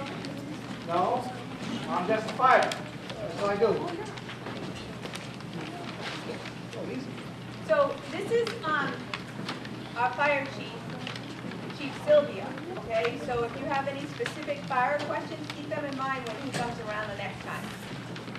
Here's one back. About this young lady, what's your question? My question is, how does your job work? How does the job work? That's not on, so it doesn't So matter. her question is, how does the job work? That's an interesting question because as a selectman, you represent all the people. And you pretty much try to do what's right for the people who live and pay taxes in the town. So although we are governed by what are called bylaws about how the town and everything should be run, that's pretty much what governs the decisions we make. The day-to-day decisions, if there's issues and problems in town they have to deal with, that we deal with as a board. So the way it would work would be, we're governed by bylaws. We do special things that taxpayers and people in town would like us to do, and we manage problems and things that come up in town on a day-to-day basis. Brianna. Oh, Brianna, I know you talk louder than that. What? Brianna asked me what my favorite part of the job is, and I guess We are often given a lot of problems to take care of. A taxpayer, your mom and dad might come in and they might have a problem to help, maybe their road needs, fixing, or maybe there's a tax question about a bill or things like that. So I think my favorite part of the job would be to help your mom and dad out as best I can. This is Chief Babbitt, your police chief, he's next. Hey kids, how you doing? Have you been asking really tough questions? No. How are they doing so far? Very nice. Save your tough ones for the chief. All right, let's see. So a police question, boys and girls. All the way in the back, that gentleman with the glasses. How does it feel? Oh, it's great. It's fun. It's my dream. Since I've been a little boy, I wanted to be a police officer, and now I get to lead a number of men and women. And it's a lot of responsibility, don't get me wrong, but I have fun. I actually enjoy coming into work. I get to put on a nice uniform. I get to tell other people what to do. All right? So it's fun.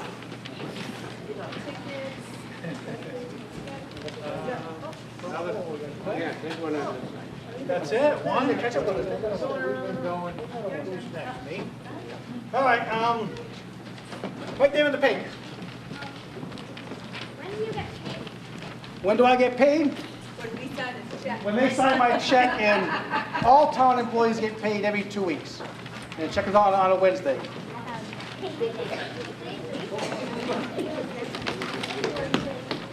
Okay. About you, young lady. Once you've been elected, how long do you stay in term? Question was, when you're elected, how long is your term? 3 years. The first year you're a selectman, you're the personnel, you're chairman of the personnel board. The second year you're a selectman, you're chair of the health. And the third year you're the chairman of the board. So it's a 3-year term. Your turn. What's your question? For the fire. Oh, okay. Yeah. What are you responsible for? What am I responsible for? As fire chief, I'm responsible for all the fire protection services in town, and also for emergency medical services. So we put out fires, and we run the ambulance service. So if it's burning, we take care of it. If it's bleeding, we take care of it. I'll try again. What's your question? Why did you want to be a selectman? I'm not a selectman. I've been a town manager or a town administrator all my life. And I wanted to do that because I wanted to help get the job of all the different things that the town does done. And so I went to school, I went to college, I got a degree in community organization and development, and I went right to work working as a town administrator. I've been doing that now for 45 years. I'm telling you.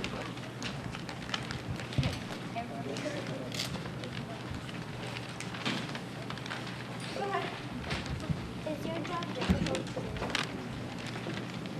The question was, is my job difficult to do? And I would assume you mean all the selectmen. Our job's difficult.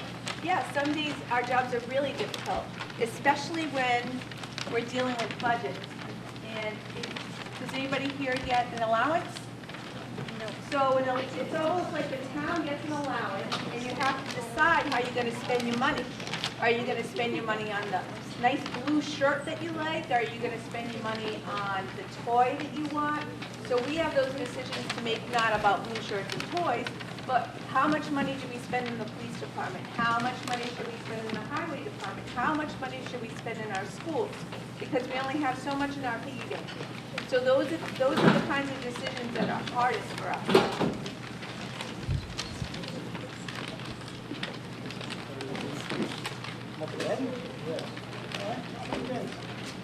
All right. Yes. Young man in front.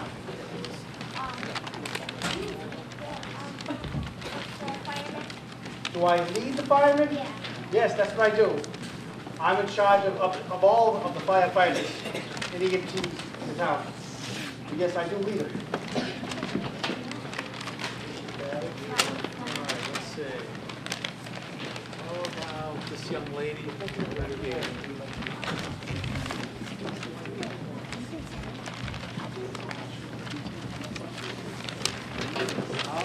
Okay, so her question is, how old was the youngest person to be arrested? Boy, That's a good question. I would say probably about 11 or 12 years old. Yeah. No, it would have been for something more serious, where they pulled a knife and tried to injure another person in their family.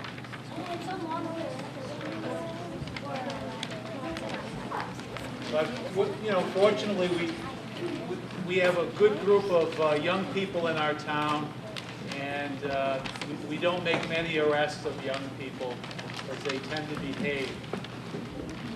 How's that? How about this young lady? Folks, what are your duties? Pardon me? What are your duties? What are the duties of the selectmen?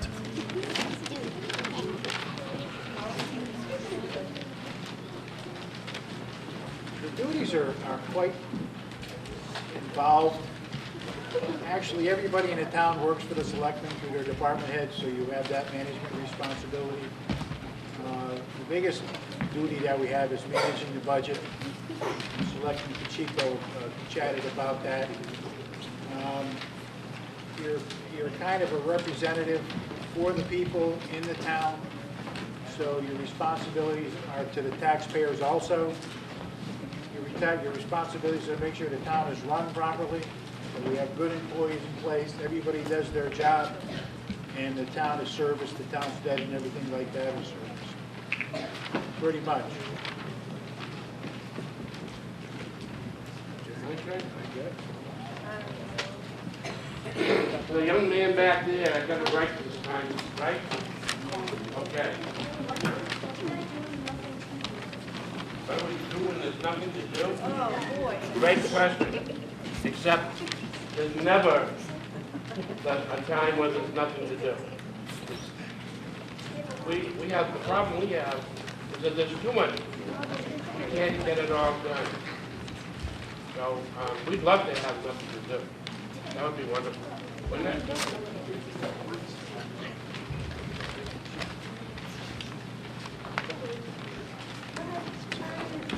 Why won't Freetown issue a license to Verizon for 5 I know I get that every year.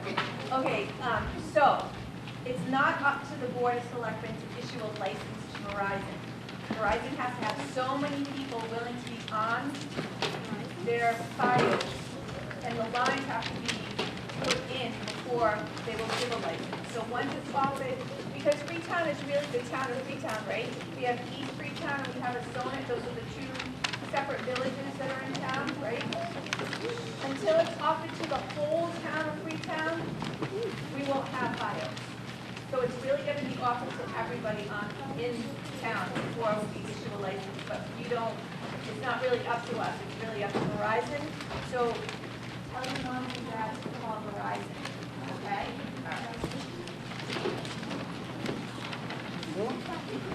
Okay, I'm gonna go way on the bleachers. Young man, way out there.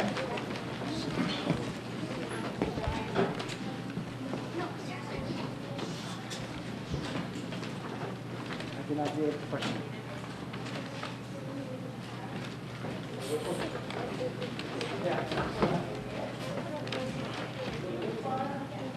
The question is, I have to really deal with a really big fire. And I guess it depends on what your definition of big is. We've had some huge brush fires during my tenure for 33 years on the job.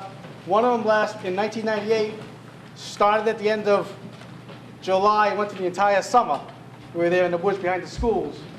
I was on scene for the Kerr Mill fire in Fall River, the Orleans fire in Fall River, and we had several tragic house fires within town. So, yeah, I can say we dealt with some pretty big fires in our day.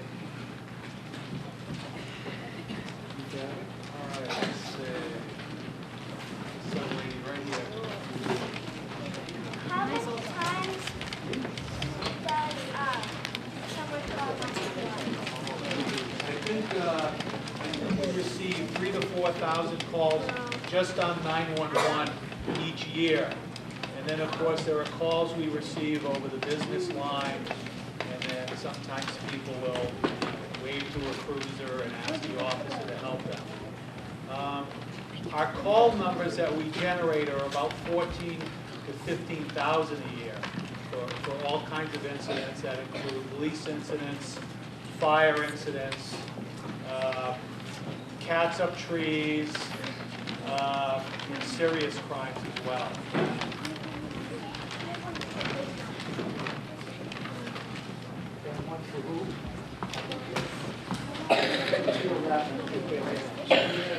All right, we'll take another one. Oh, most serious crime would be murder.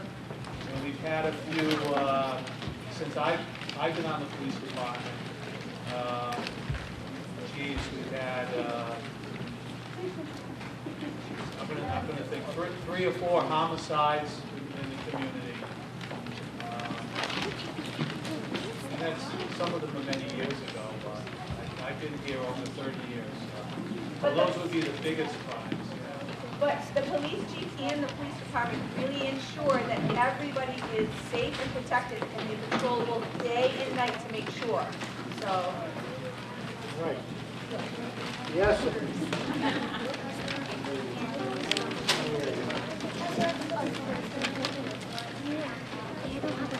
Just the question is, has there ever been a flood at the town hall? Close. Close. You've had that river that runs by the town hall take out the bridge and everything there, and dams have burst, but the town hall itself has never been flooded. It's the lowest point in the sun, but actually, not that I'm aware of. Way in the back row. With my favorite part of the job being right here. This and the parade of fireworks, right? Everybody like the parade of fireworks? Yeah. So those are my 2 most favorite parts. We gotta thank Mrs. Gregory for her contribution in the parade of fireworks program, because she works really hard all year long to ensure that we have a great parade of fireworks. So thank you to Mrs. Gregory.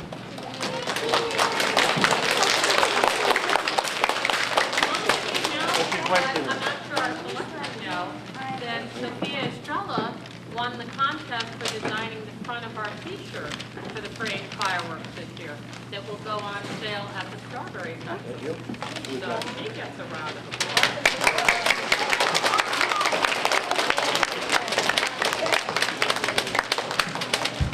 Right, what's your question? How many selectmen? 3. 2 of them are right there. Mr. Sadik wasn't able to be here. What's the 3 selectmen? You have another question? How many places do you work at? How many places do I work at? Yes. 1, at Town Hall. This young lady right here. What's your job like? What's my job like? The question is, what's my job like? I would say one thing, it's challenging. There's always a lot going on in town, and a lot of decisions you have to make. So, it's probably, a lot of information comes in, a lot of decisions have to be made about the information. The board does it in concert, we work together to make those decisions. But decisions like that, day-to-day running of the town, things like that, that's pretty much what we do. Hey, you have to put your listening ears on, because I think there's been some questions that have already been asked and answered. And I just need a show of hands of who has not asked a question yet. Perfect. All right. Do you think Freetown is a safe place to live? Well, do I think Freetown is a safe place to live? With both the fire chief and the police chief doing their jobs, and their firefighters and their EMTs and our police officers and our dispatch, I think we have a great, safe community that we can all live and enjoy in. Thank you for that question. Chief? Gentlemen, lead us with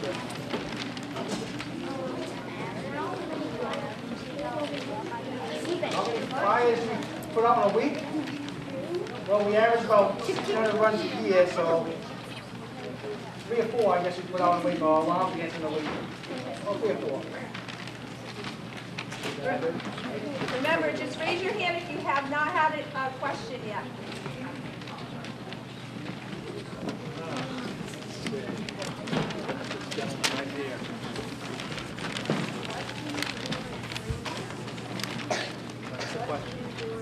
What do I do in Freetown? Okay. The question was, what do I do in Freetown? Well, I serve as the police chief, and that involves me coming in the morning and reading all of the logs and reports to see if there are any major issues. I take care of ordering supplies for the cruisers and the officers. I meet with the selectmen and the finance committee. I meet with the fire chief and other public safety officials to make sure that all of you are safe, as well as your families. So that's kind of the big picture. I'd just like to say one thing about a question they asked about Freetown. Before I became a selectman, I traveled pretty extensively, 3 million miles in my career. And out of all the places that I traveled, this is my favorite place in the whole world, right here, Freetown. I think it's just a wonderful little community. We have a wonderful police force, we have a wonderful fire department, wonderful school system, and great kids. Who hasn't asked a question yet? Yes, sir. Do you guys ever have celebrations or parties? The question is, do we ever have celebrations or parties? Yeah, we do. We have retirement parties where we get together and have pizza. I think from time to time we'll have a Christmas party for the staff, things like that. But that's probably about it. Party for you, 2 or 3 hours, guess. Our biggest party is 4th of July. That's absolutely true. We have parades and everything like that. Jack? Oh, my turn. Yeah. These guys have been dying to ask a question, haven't you? Well, I already. You already did? Go ahead. How do you plan on supporting veterans that served our country? Our veterans, we support our veterans in a lot of different ways. We have a veteran service officer, and that veteran service officer, Bob Klevecka, is responsible for speaking to all of the veterans that come back from service in various wars and conflicts around the world, and making sure that their needs are met. Some veterans have disabilities and need financial support on an ongoing monthly basis. Some have medical needs, and we take those receipts and get reimbursements for them. In other words, we try to meet their financial needs through the state. The state helps every city and town in the Commonwealth to meet those needs of our veterans. And we also put flags on all of the graves in all the cemeteries every year on Memorial Day. And we take every opportunity to serve our veterans because of the way they've served us. Right? Right this side?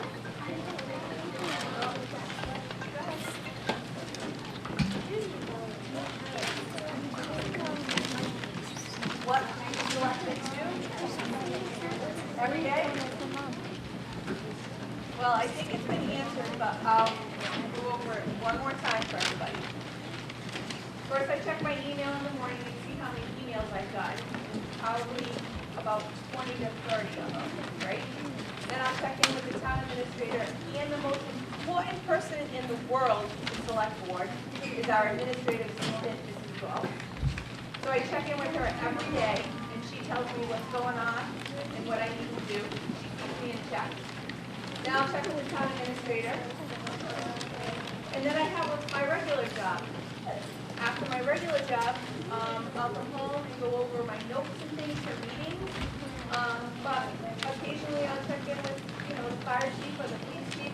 You really want to make sure you know what's going on in town. Maybe your parents call, maybe you have to call them back. So we really want to make sure that everything is taken care of. So even though it seems like not a lot of work, it is a lot of work.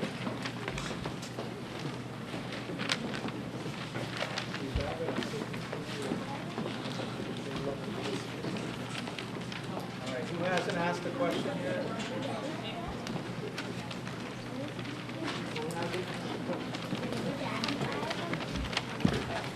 Okay, for both of us, I think. All right, what car do you drive in an emergency? The chief's buggy, SUV. And I have a police car that's an unmarked police car. It doesn't have all the fancy decals on it. Right, it looks... Exactly. That's right. Who hasn't asked the question yet? The little girl here with the pink, yes.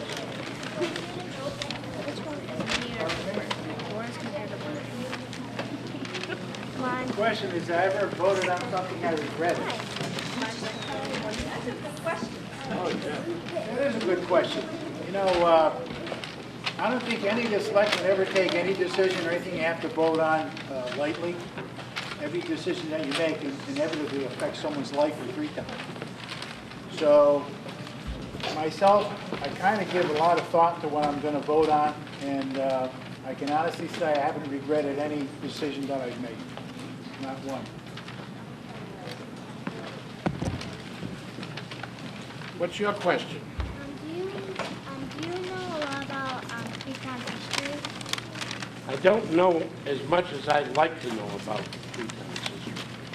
Have you studied Freetown's history in school or outside of school? School. Have you been to the Historical Museum? No, not yet. Ah, now there you go. I've been to the Historical Museum, and I don't live here. I live in Middleborough. I come to work here every day. All right. What's your question? I have something for one of the selectmen. You have one for the selectmen? Oh. What's your question? How long have you lived in Freetown? Selectmen, how long have you lived in Freetown? 18 years. 27 years. And I'm only 28. I'm gonna go with a little wall. The girl in pink, yes. Do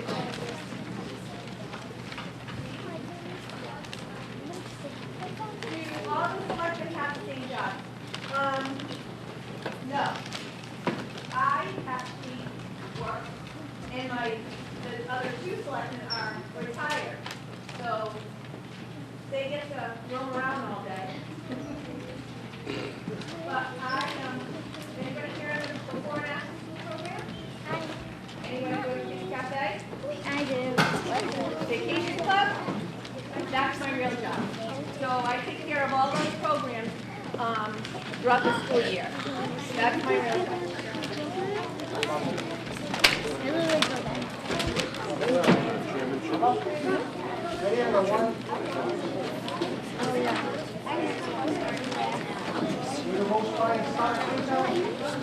The question was, where do most fires start in Freetown?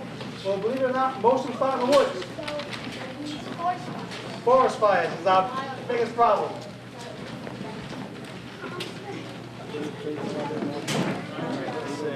So, somebody that has not asked a question? Yes.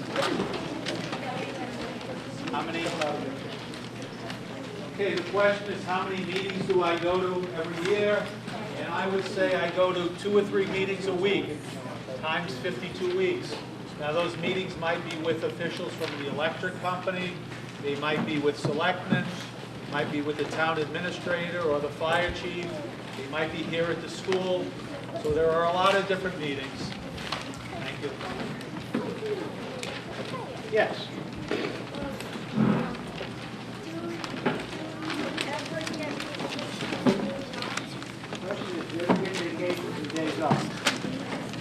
Every day's a vacation. Every day. Unlike full-time employees, selectmen don't get paid vacations, but we also don't work 35 or 36 hours a week. So you can pretty much work when you need to work and when you have to work, when you want to work. And when there's no decisions to be made or no budgeting process, you just take time off. It isn't a documented, regimented schedule every day.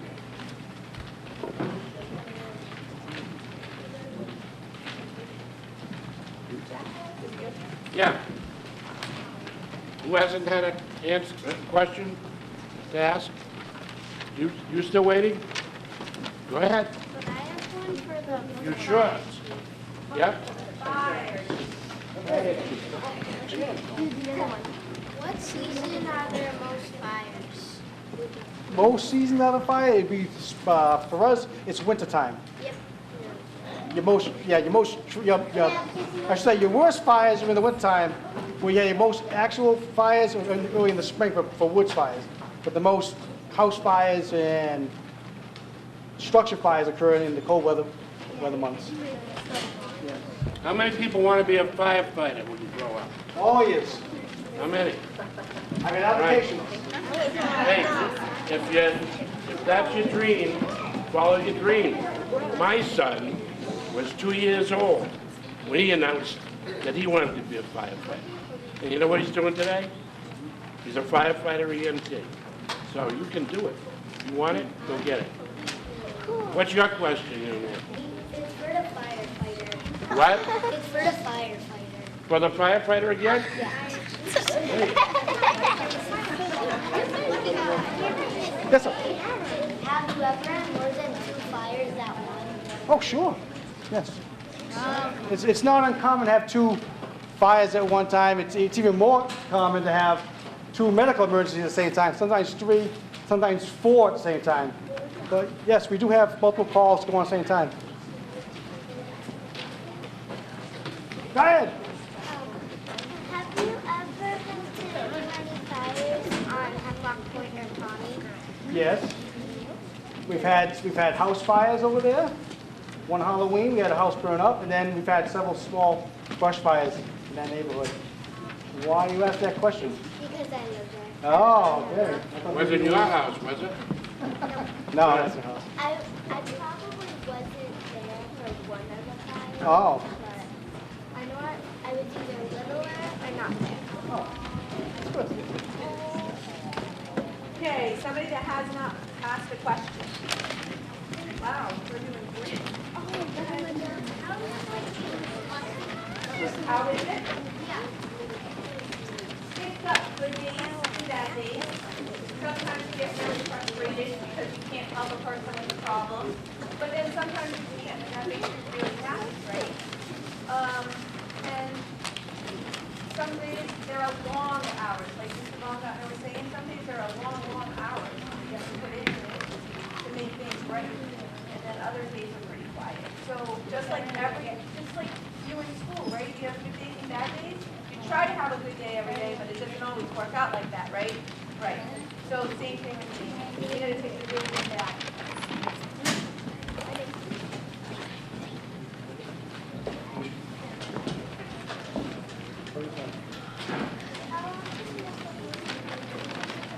How often do we have to pull somebody over?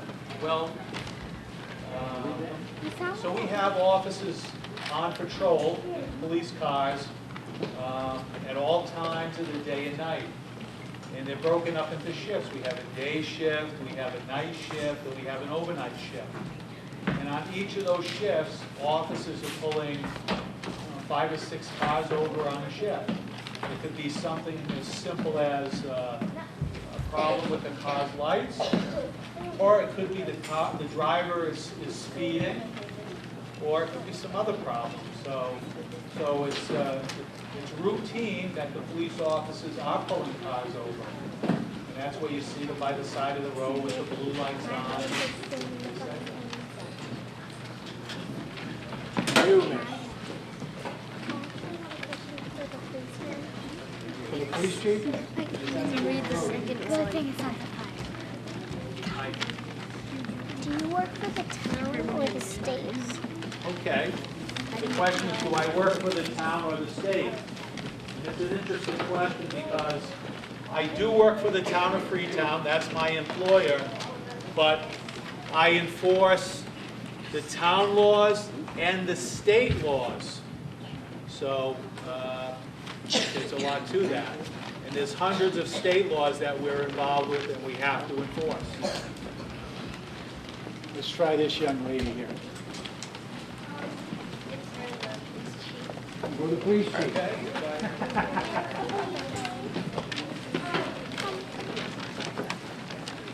If you work for the town of Freetown, how come you live near East Freetown when you also work for Okay. So I live in Freetown, and Freetown has two major areas. It has the Assonet section of Freetown and the East Freetown side of Freetown. And I and my family live on the east side of Freetown. Yes. It's for the police. Does that answer your For question? the police chief? Okay. You're up, chief. How many cars do you pull over a year? Oh, boy, I don't know the exact amount, but I'm going to think it would be 4,000 or 5,000 cars at least, car stops, yeah. Yeah. I think we issue about 3,500 tickets a year. That doesn't count the people that we let go with a warning and tell them to slow down or be careful. Okay? Anybody not asked a question yet? You, young lady. This should be. Is this a fire and police question also? Fire or fire? Let's fire. Yes. Do you go calls with the firemen, or do you just take the office? Oh, no, with us. The question was, do I go on calls with the firefighters? And the answer is yes, I do, because we're a very small fire department. We only have 2 firefighters on duty at a time, and they're backed up by 28 on-call firefighters. So I try to go on every call I can with them, so at least there's 3 of us at a minimum going to wherever the accident, fire, or EMS call it is. Does anybody have a really tough selectman question for Mr. Baumgartner? You do? Uh-oh. Go ahead. How do you plan on reducing our taxes? How do you plan on reducing our taxes? Question is, how do you plan on reducing our taxes?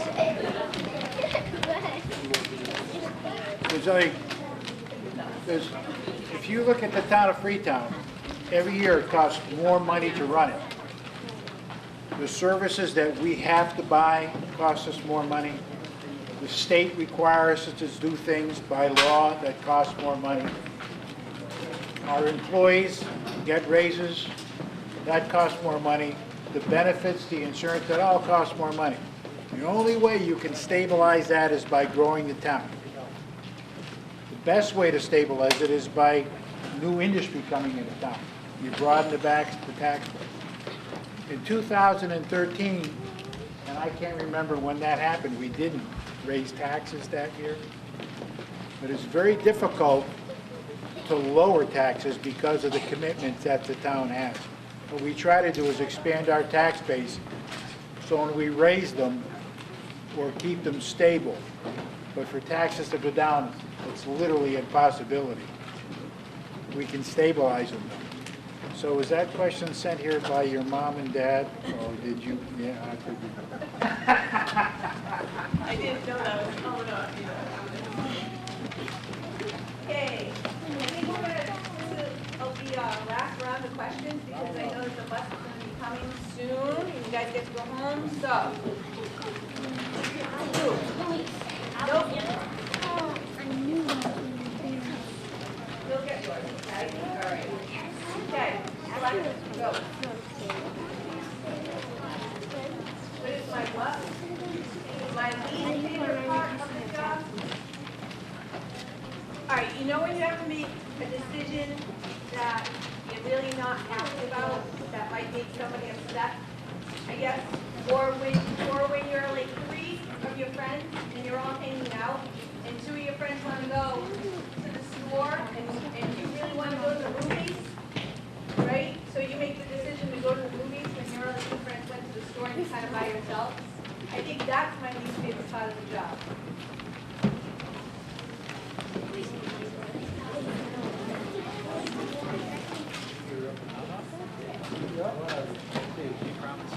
Oh, I did, I'm sorry.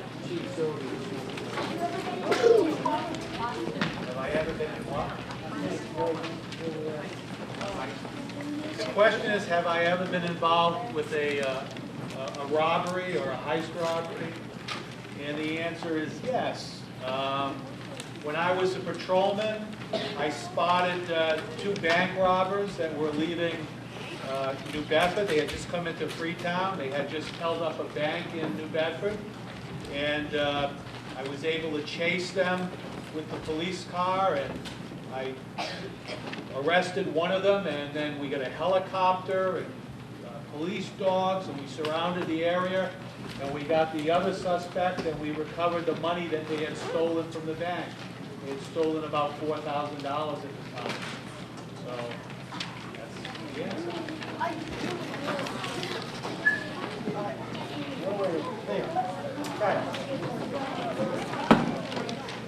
Why did I decide to be a fireman? It was one of those things. It was what I wanted to do since I was knee-high to a grasshopper, and I never looked back. All right, any other questions for a select? Yes, yeah. It's for the fire chief and the police chief. Okay. Sorry. How do you know which 911 team, because there's 2 911 teams, and what if you call one of the selectmen instead of the other one? I think so. Like kind of thing, when you call 911, you're wondering how they know. When there's police and fire, they'll ask. They'll ask you what your emergency is. And you tell them whether you need the fire department, or you need the police department, or you need the ambulance. And they'll direct it to the appropriate department.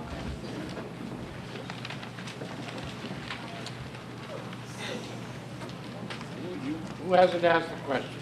You asked one yet? For a selectman? Good. What is your question?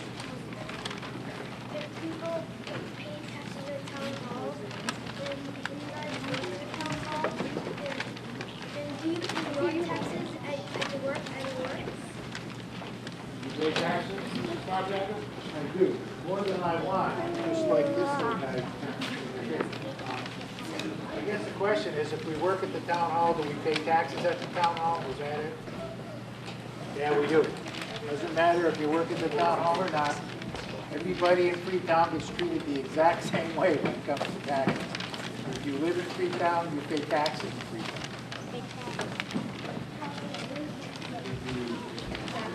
Me again? All right. Take home. John, Elaine, you guys have a question yet? How do you become a selectman? You become a selectman by getting elected. That means that all 3 selectmen run for office. And one gets elected every year.